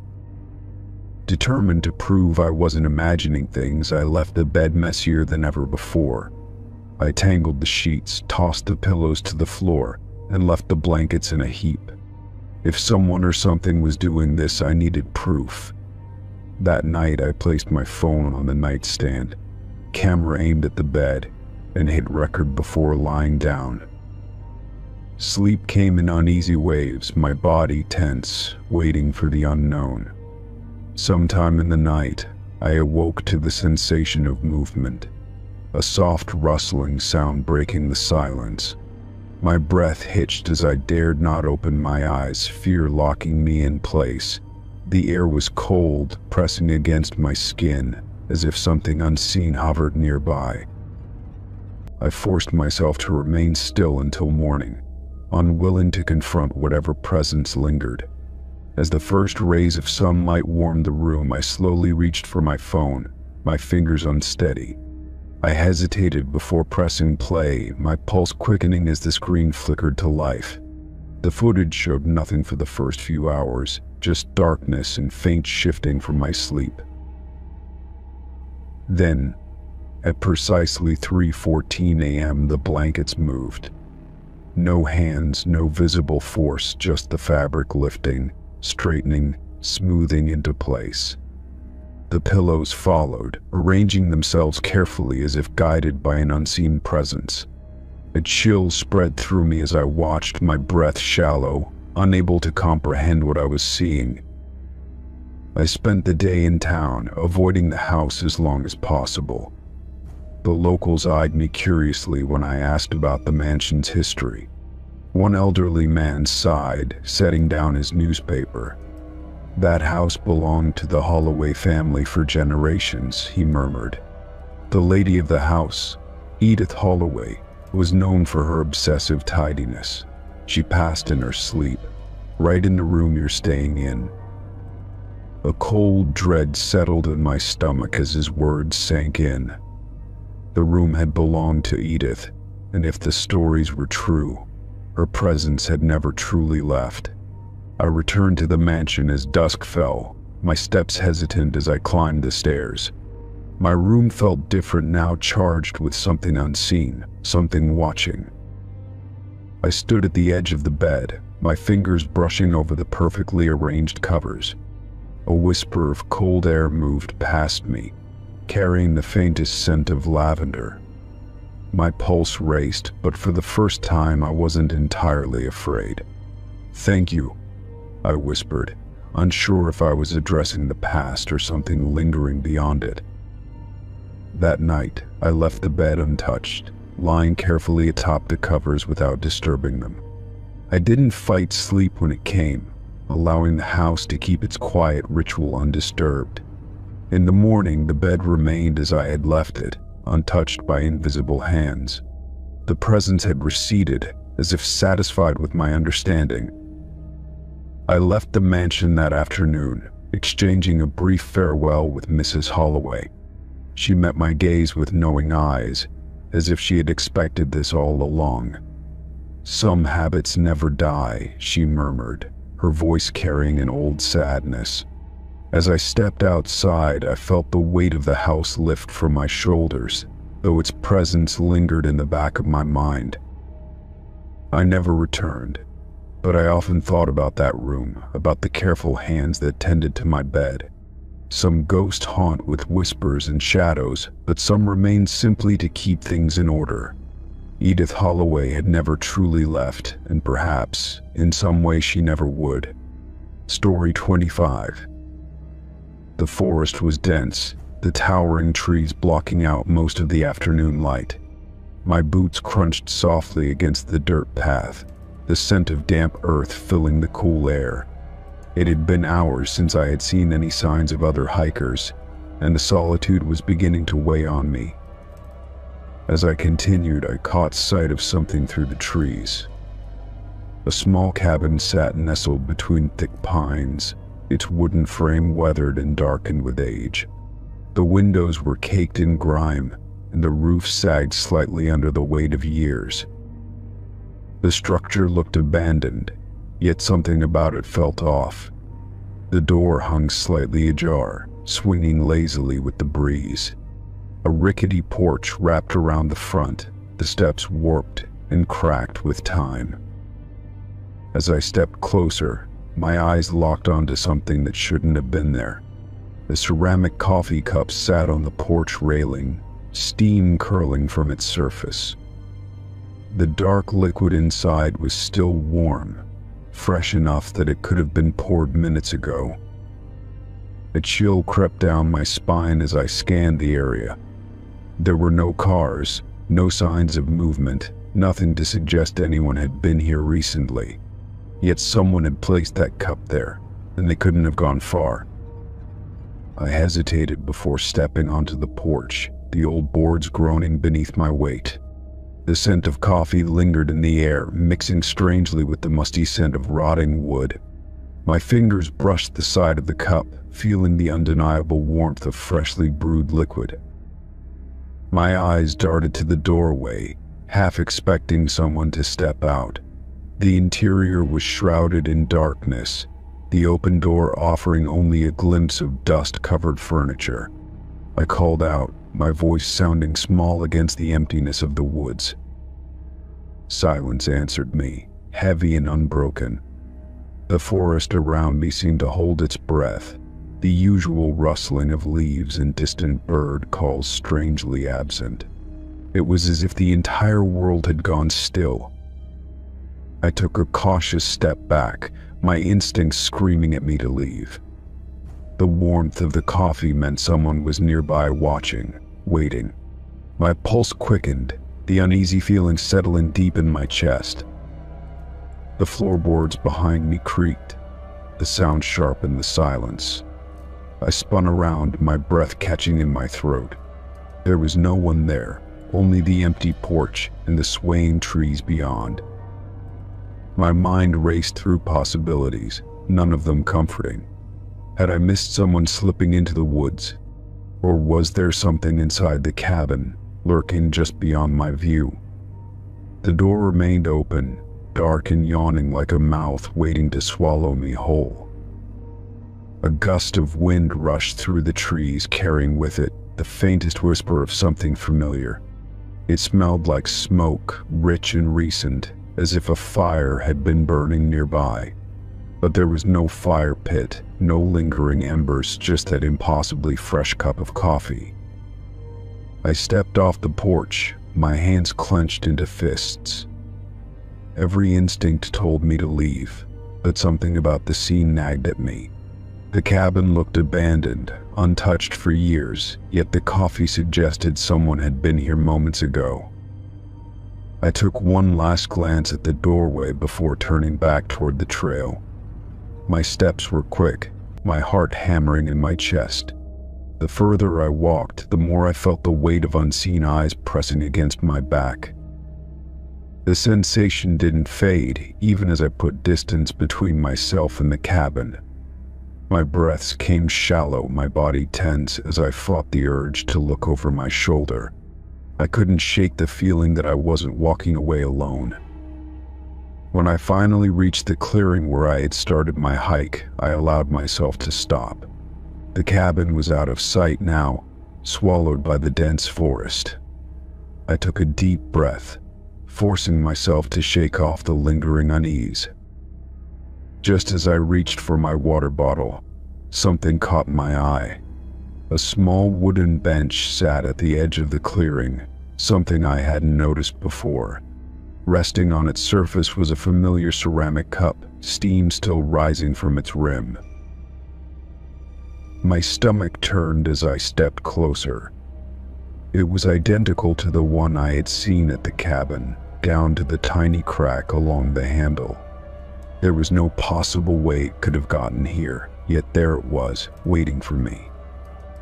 The forest around me seemed to close in, the air thick with something I couldn't name. My hands trembled as I backed away, my mind struggling to make sense of what I was seeing. I hadn't heard footsteps, hadn't seen anyone, yet the coffee had followed me. I turned and ran, my breath coming in ragged gasps. The trees blurred past me as I pushed myself forward, desperate to put as much distance between me and that impossible cup as I could. The woods felt endless, stretching further than I remembered. By the time I reached my car, My legs ached, my lungs burning from the effort. I fumbled with my keys, throwing myself into the driver's seat and locking the doors. My eyes darted to the rearview mirror, half expecting to see a figure standing at the tree line. But there was nothing, only the dense, unmoving forest. I let out a shaky breath, my fingers gripping the steering wheel so tightly they ached. The feeling of being watched still clung to me, an invisible weight I couldn't shake. As I pulled onto the road, I forced myself to focus on the drive. The cabin was miles behind me now, hidden deep within the trees. Yet the memory of that warm cup of coffee lingered, refusing to fade. Long after I had left the forest, I still felt its presence. The scent of coffee would creep into my car when I least expected it, rich and fresh, as if it had just been poured. No matter how far I traveled, I never truly left that cabin behind. Story 26. The historic fire station had been converted into a small bed and breakfast, offering guests a chance to stay in a piece of the town's history. The brick walls and vintage firehouse decor gave it a unique charm, and I was excited for the experience. The owner gave me a brief tour, pointing out the original fire poles, the old call boxes, and the antique alarm system that had been deactivated years ago. After a long day of travel, I was eager to get some rest in my second-floor room. The room was cozy, with a large bed and a window overlooking the street. The scent of aged wood filled the air, and the quiet hum of the night made the space feel peaceful. I had read stories about the station's history, how it had been operational for nearly a century before closing down. Some even claimed it was haunted, but I brushed off those rumors as just local folklore. After settling in, I explored the common areas, including the old garage where the fire engines had once been housed. The place had a strange energy, like the past still lingered in the air.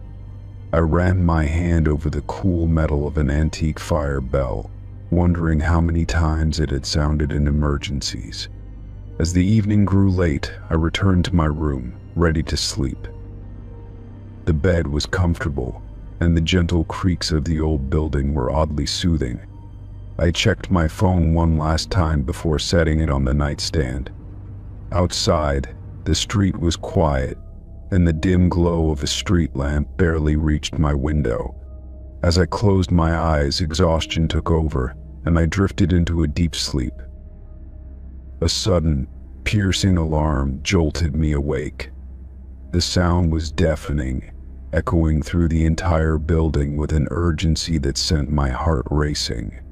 I scrambled out of bed, disoriented, my mind struggling to process what was happening. The fire alarm was blaring, but there was no smoke, no signs of fire, just the overwhelming noise. I grabbed my phone and checked the time. It was exactly 3 a.m. My pulse pounded as I threw on my shoes and rushed into the hallway. The dim emergency lighting flickered, casting eerie shadows along the walls. I listened for footsteps, for any sign that someone else was in the building, but there was only the shrill wail of the alarm. Descending the stairs, I glanced toward the front desk, expecting to see the owner shutting off the alarm. But there was no one there. The place was empty, the front door still locked. I hesitated, feeling a deep unease settle in my stomach. Someone or something had triggered that alarm. I made my way to the old garage, hoping to find the control panel. The air was thick with dust, the scent of oil and aged machinery clinging to the walls. As I stepped inside, the alarm suddenly stopped, plunging the station into an unsettling silence. My breath came in short gasps as I stood frozen, listening. A faint creak echoed from the far side of the room. I turned sharply, my eyes scanning the shadows. The fire pole stood in the center, gleaming under the dim emergency light. For a brief moment, I swore I saw something move near it, a flicker of motion just beyond my vision. My skin prickled as a cold chill washed over me. I forced myself to move, stepping closer to the control panel mounted on the wall. The system was old, its buttons worn from decades of use. There was no indication of what had set the alarm off. No power surge, no manual activation. It was as if it had simply come to life on its own. A sudden clang echoed from above, making me jump. It came from the second floor, near the room I had been sleeping in. My breath hitched as I turned toward the staircase. Every instinct told me to leave, to get out of that building and never come back. But something inside me needed to know what was happening. I climbed the stairs slowly, each step creaking beneath my weight. The hallway stretched before me, empty and quiet. My room's door was still slightly ajar, just as I had left it. But as I stepped closer, a faint whisper brushed against my ear, low and unintelligible. My blood ran cold. Swallowing my fear, I pushed the door open wider. My room was undisturbed, nothing out of place, nothing unusual. But when I turned toward the nightstand, my breath caught.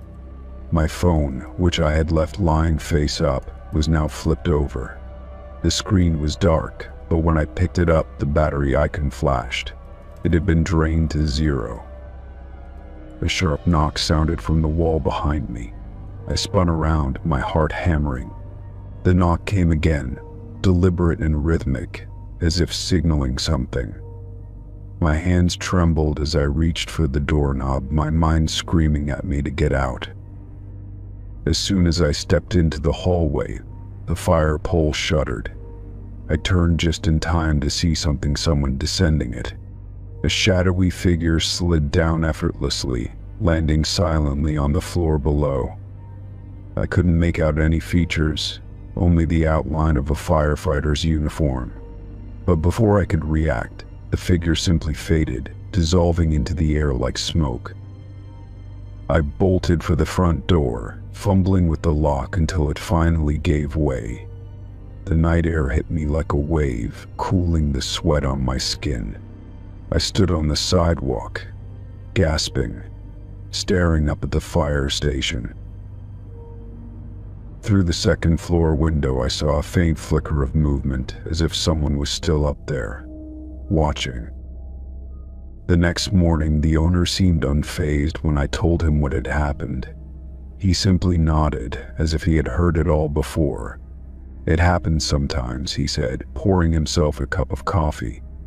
"The old crew never really left." I checked out as quickly as I could, eager to put the night behind me. But as I drove away, I glanced in the rearview mirror one last time. Standing in the open bay doors of the fire station was a figure, dressed in an old firefighter's uniform, watching me go.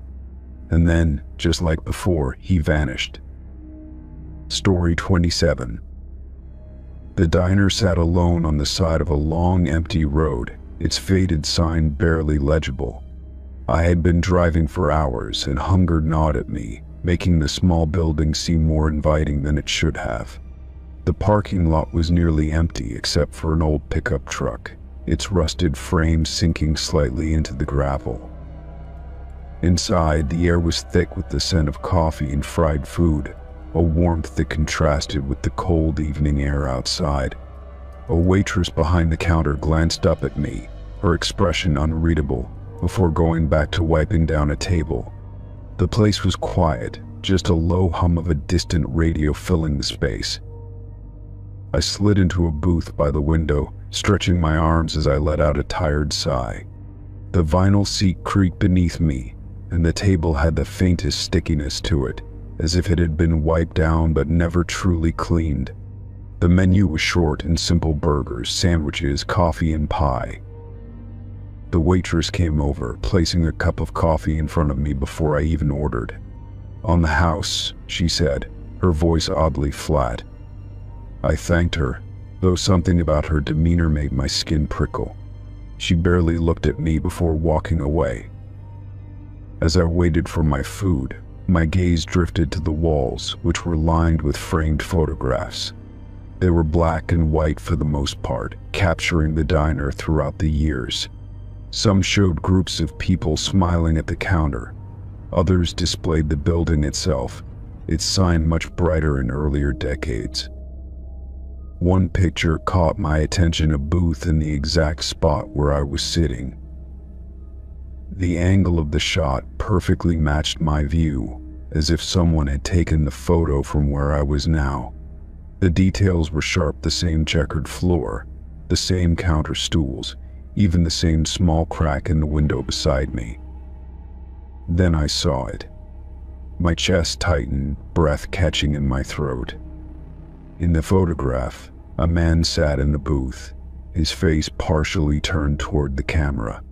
My own face stared back at me. The date printed at the bottom of the picture read, March 3rd, 1974. I tore my eyes away, my hands gripping the table as my mind raced. It had to be a trick, someone who looked like me, a strange coincidence. But the resemblance was undeniable. The clothes were different, older in style, but the face, it was mine. I turned back toward the counter, my pulse hammering. The waitress stood there, watching me with an expression that was impossible to read. Slowly she walked over, her footsteps unnervingly soft against the tile. "You all right?" she asked, but there was something in her voice, something that suggested she already knew what I had seen. I forced a chuckle, trying to mask my unease. "Yeah, just that photo over there. The guy looks a lot like me." She glanced at it, her lips pressing together. "A lot of people pass through here," she said after a moment. "Faces blur together over time." Her answer was too rehearsed, too dismissive.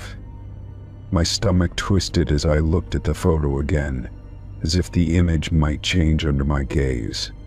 But it remained the same me, sitting exactly where I was now 50 years ago. The food arrived, but my appetite was gone.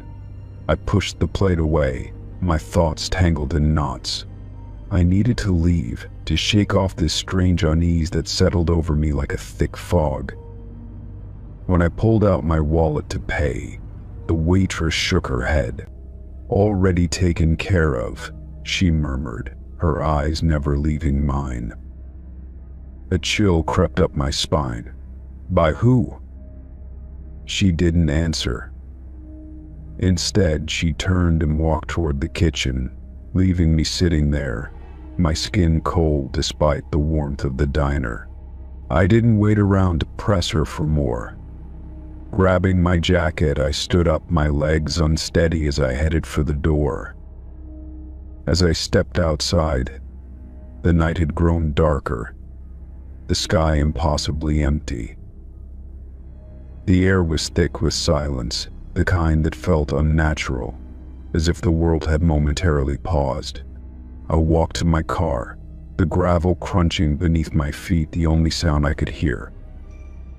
Sliding into the driver's seat, I locked the doors, exhaling a breath I hadn't realized I was holding. I looked back toward the diner, expecting to see the warm glow of the lights, the flickering neon sign. But the building was gone.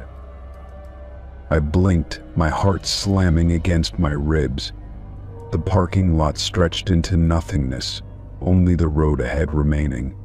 The diner, the waitress, the photograph, they had vanished, as if they had never existed at all.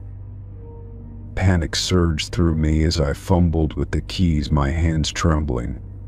The car sputtered to life, and I peeled away, my tires kicking up dust. I didn't stop driving, not for miles, not until the lights of a distant town appeared on the horizon. When I finally pulled over, my hands were still shaking. I took out my phone, searching for any mention of the diner, its name. Anything. There was nothing. No listings, no records, no history of it ever being there. But as I scrolled, my thumb hovering over the screen, a notification appeared. A single image had been added to my gallery. My breath caught as I opened it. It was the same black and white photograph, the same booth, the same date, and me staring back. Story 28. The mountain lodge stood alone against the backdrop of towering pines and mist-covered peaks. The air was crisp, carrying the scent of damp earth and wood smoke. It had been a long drive up the winding roads, and I was eager to check in and rest.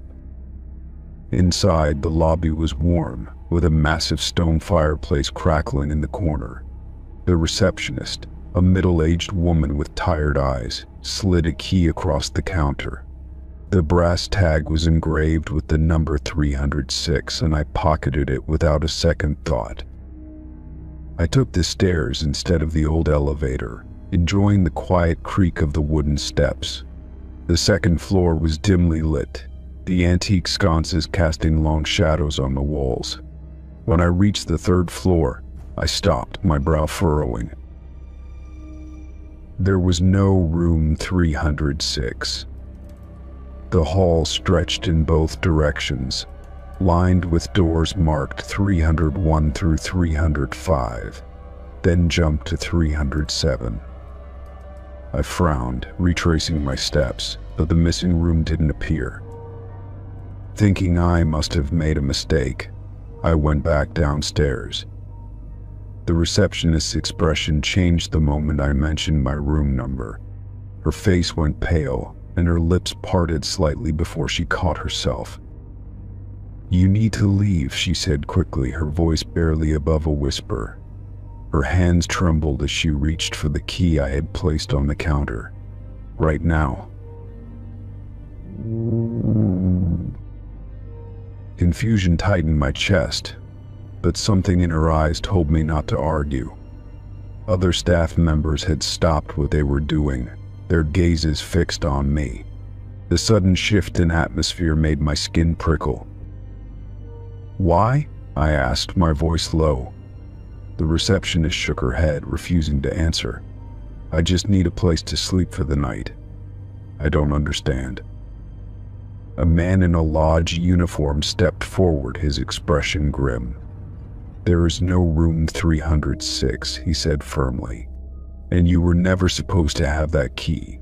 He gestured toward the door. "Please go." I hesitated, the weight of their stares pressing down on me. The key had felt normal in my hand, solid and cold, but the fear in their eyes made me question everything. Grabbing my bag, I turned and walked toward the exit, my pulse quickening. As I stepped outside, the wind howled through the trees, a deep, hollow sound. The lodge windows reflected nothing but darkness. I made it to my car, my hands unsteady as I fumbled with the keys. The engine sputtered to life, and I glanced in the rearview mirror. The lodge staff still stood in the doorway, watching. Driving down the winding mountain road, I tried to shake the feeling of unease. The headlights cut through the fog, but the further I went, the heavier the air became. A pressure settled in my chest, an inexplicable sense of being followed. 15 minutes passed, yet I still hadn't reached the turnoff that led back to the highway.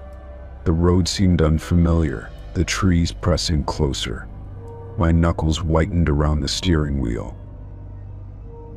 The GPS flickered, the screen going dark before flashing back to life. The route hadn't changed, but my location remained unmoving, as if I had never left. My breath quickened. That wasn't possible. I glanced in the rearview mirror again. A light flickered in the distance, faint but unmistakable. I swallowed hard, my foot pressing slightly harder on the gas. The lodge was still behind me. Panic tightened my throat as I gripped the wheel. I had been driving away, hadn't I? The road should have led me down the mountain, not circled back. The lodge's silhouette loomed in the darkness, waiting. I pulled over, my heart hammering in my chest. The air outside was unnervingly still, not even the trees swayed. I needed to get my bearings, figure out where I had gone wrong. Stepping out of the car, I left the engine running. Gravel crunched beneath my boots as I walked a few feet forward. The cold bit at my skin, and the silence pressed against my ears. Then, in the distance, a door creaked open. I turned sharply, my breath catching. The lodge's front door stood ajar, swaying slightly, though no wind stirred. A warm light spilled onto the porch. A voice, barely above a whisper, drifted through the trees. It was my name, spoken slowly, deliberately, as if coaxing me forward. My stomach twisted as I took a step back toward my car. The light in the lodge flickered, and I swore I saw a figure standing just beyond the doorway. My name came again, this time closer. My hands shook as I yanked the driver's side door open. Slamming it shut, I threw the car into reverse, tires skidding against the dirt road. The headlights briefly illuminated the lodge, and for a split second, I saw something standing in the third-floor window, watching.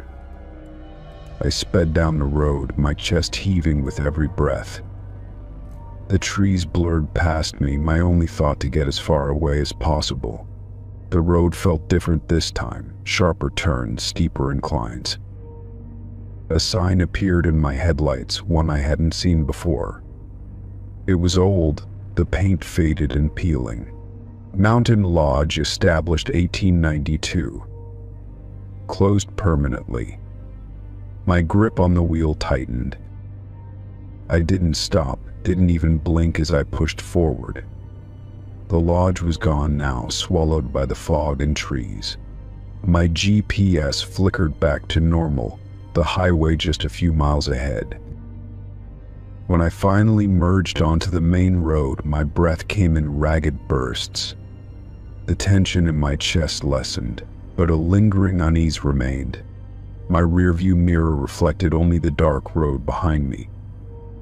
Hours later, in a cheap roadside motel, I sat on the edge of the bed staring at my suitcase.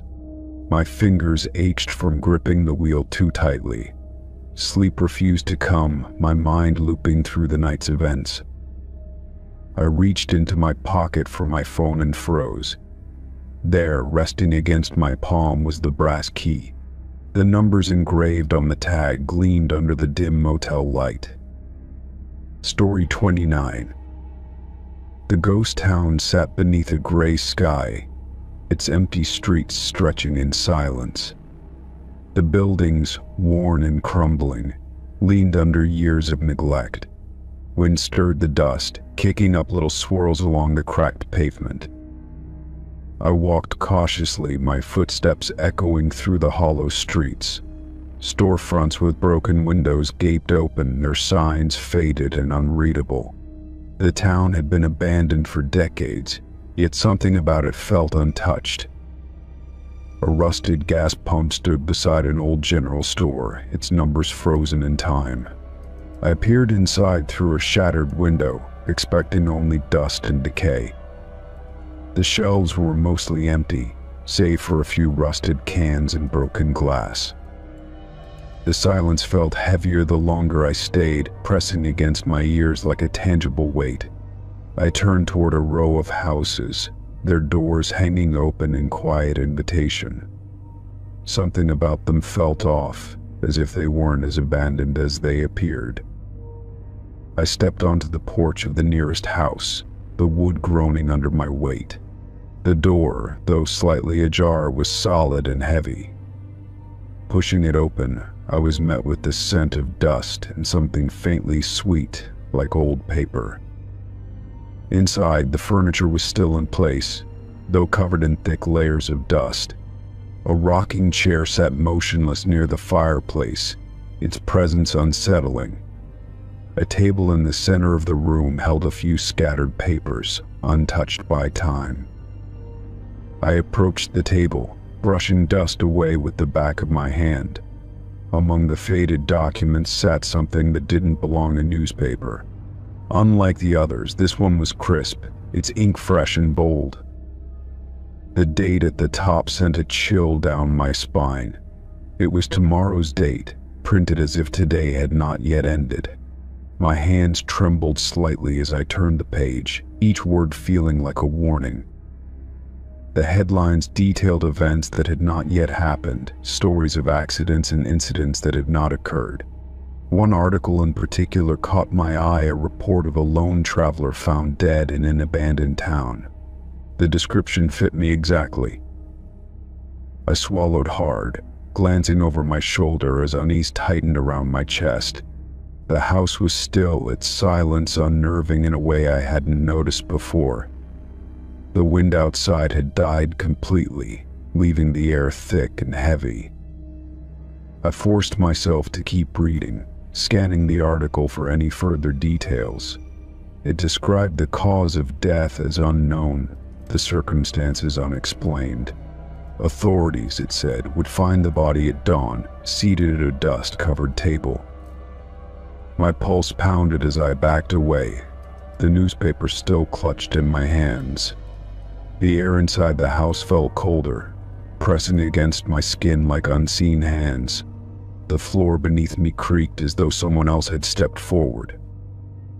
I turned sharply, my breath catching as I scanned the empty room. Shadows clung to the corners, shifting as if they had weight.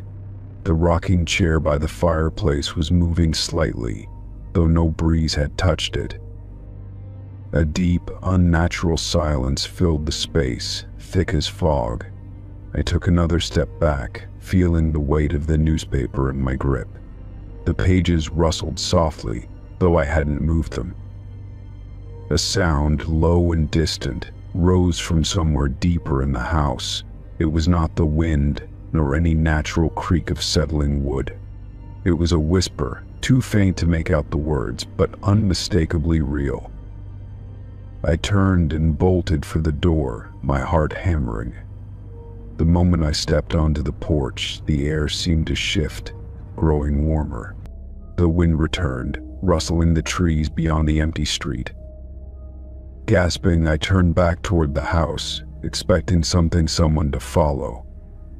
The doorway was dark, the inside unreadable past the threshold. The rocking chair had gone still. My grip tightened around the newspaper, its edges digging into my fingers. Every instinct screamed at me to leave, to put as much distance between myself and this place as possible. Yet something in me needed to know if what I read would come true. I forced myself to glance at the sky, noting the position of the sun. If the article was right, I had until dawn. The thought sent a fresh wave of fear through me, tightening my throat. I stepped back, then turned and hurried down the street, my pulse still erratic. The ghost town stretched out around me, unchanged, unmoving. Yet I no longer felt like the only one there. The further I got from the house, the lighter the air felt, as though something had loosened its grip. The buildings stood silent, their windows dark and watchful. The newspaper remained clenched in my fist, its weight an anchor to what I had seen. Reaching the edge of town, I glanced back once more. The house stood in stillness, its presence looming. For a brief moment, I thought I saw movement behind one of the windows, just a flicker, a shift in the shadows. I didn't wait to confirm it. Tucking the newspaper under my arm, I quickened my pace, my car waiting where I had left it. The urge to get far, far away was overwhelming, but so was the curiosity gnawing at me. Once inside my car, I unfolded the paper again, skimming the article with growing dread. My name was not printed, but everything else matched. The time, the location, the eerie details, it all fit too well. I drove away without looking back, the town disappearing in my rearview mirror. The road stretched empty before me, the sky growing darker. My hands gripped the wheel tightly, the newspaper resting on the seat beside me.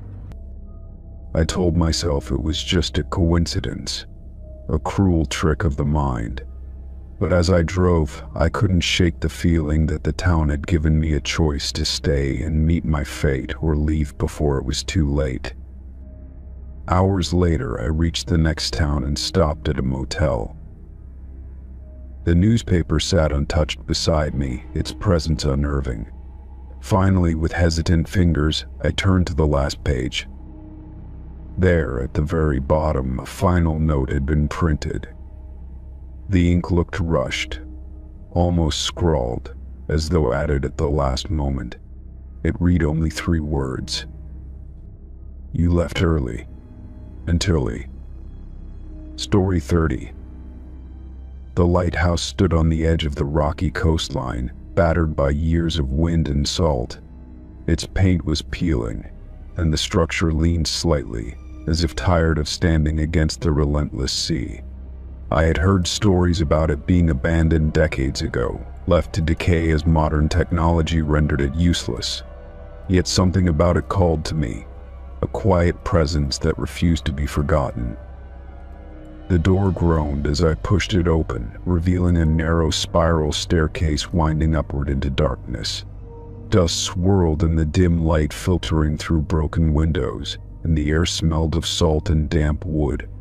Each step echoed against the hollow interior, my footsteps the only sound in the otherwise stillness. I kept one hand against the cool stone wall, feeling the rough texture beneath my fingertips. As I climbed higher, an unsettling sensation crept over me, as if I were being watched. The lighthouse had been abandoned for decades, yet the air inside felt thick, almost alive with something unseen. I paused, listening intently, but there was nothing, just the faint sound of waves crashing against the cliffs below. Shaking off the feeling, I continued upward, my heart pounding slightly faster. Near the top, the air grew warmer, carrying a faint flickering glow that shouldn't have been there. My breath hitched as I rounded the last step, stepping into the lantern room. At the center, a lantern burned brightly, its flame steady despite the cracked windows and open vents. The sight of it sent a shiver through me, an impossible contradiction standing before my eyes. I stepped closer, hesitantly reaching toward the lantern, half expecting it to vanish like an illusion. The glass was warm, the metal base solid beneath my touch, confirming that it was real. The wick flickered but never wavered, burning as though freshly lit. But there was no sign of recent activity, no footprints in the dust, no supplies, nothing to suggest that someone had been here. I turned, scanning the room, my mind struggling to piece together an explanation. Rusted tools lay scattered on a wooden workbench, untouched for years. The walls bore carvings, deep grooves where someone had etched words, though time had worn them unreadable. Outside the cracked windows, the ocean stretched endlessly, reflecting the pale light of the fading sun. A gust of wind rushed through the room, though none of the windows were open wide enough to cause it.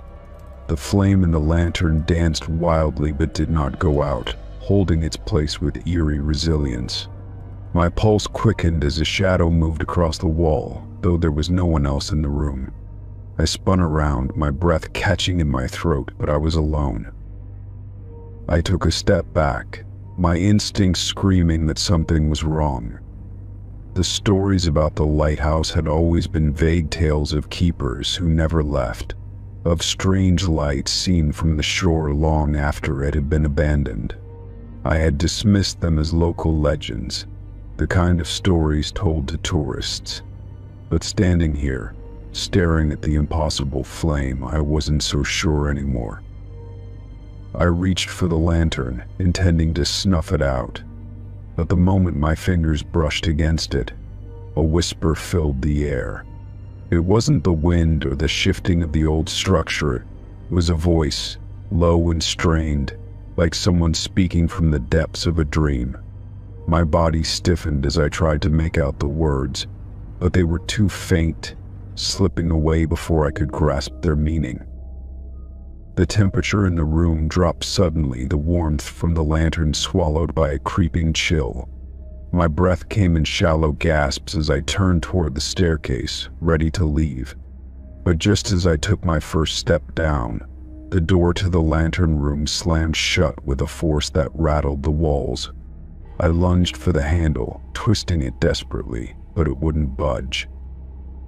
A low creaking sound echoed through the room, the wooden floor groaning beneath invisible weight. My eyes darted toward the lantern, its glow casting long shadows that stretched and moved unnaturally. The whispering returned, growing louder, filling the small space with overlapping voices, their words tangled in an urgent, pleading tone.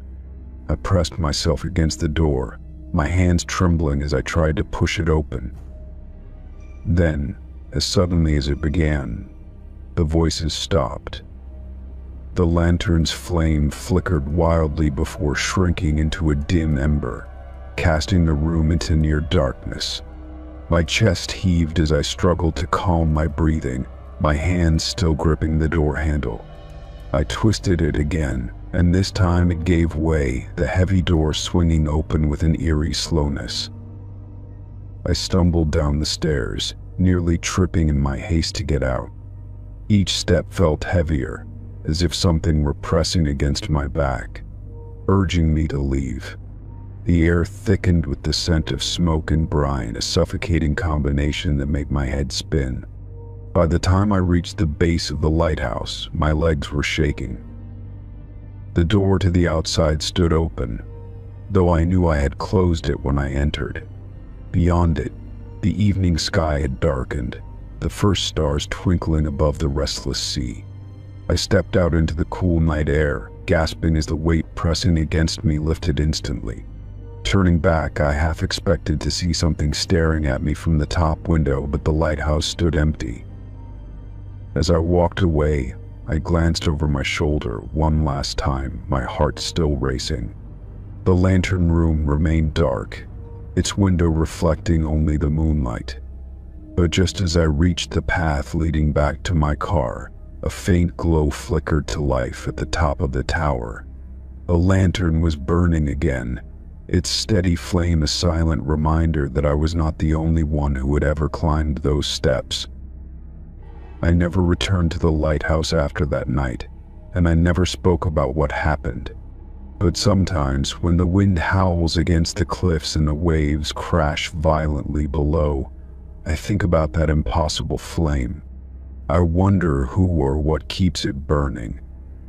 And I wonder if somewhere in the darkness they are still waiting for someone to listen.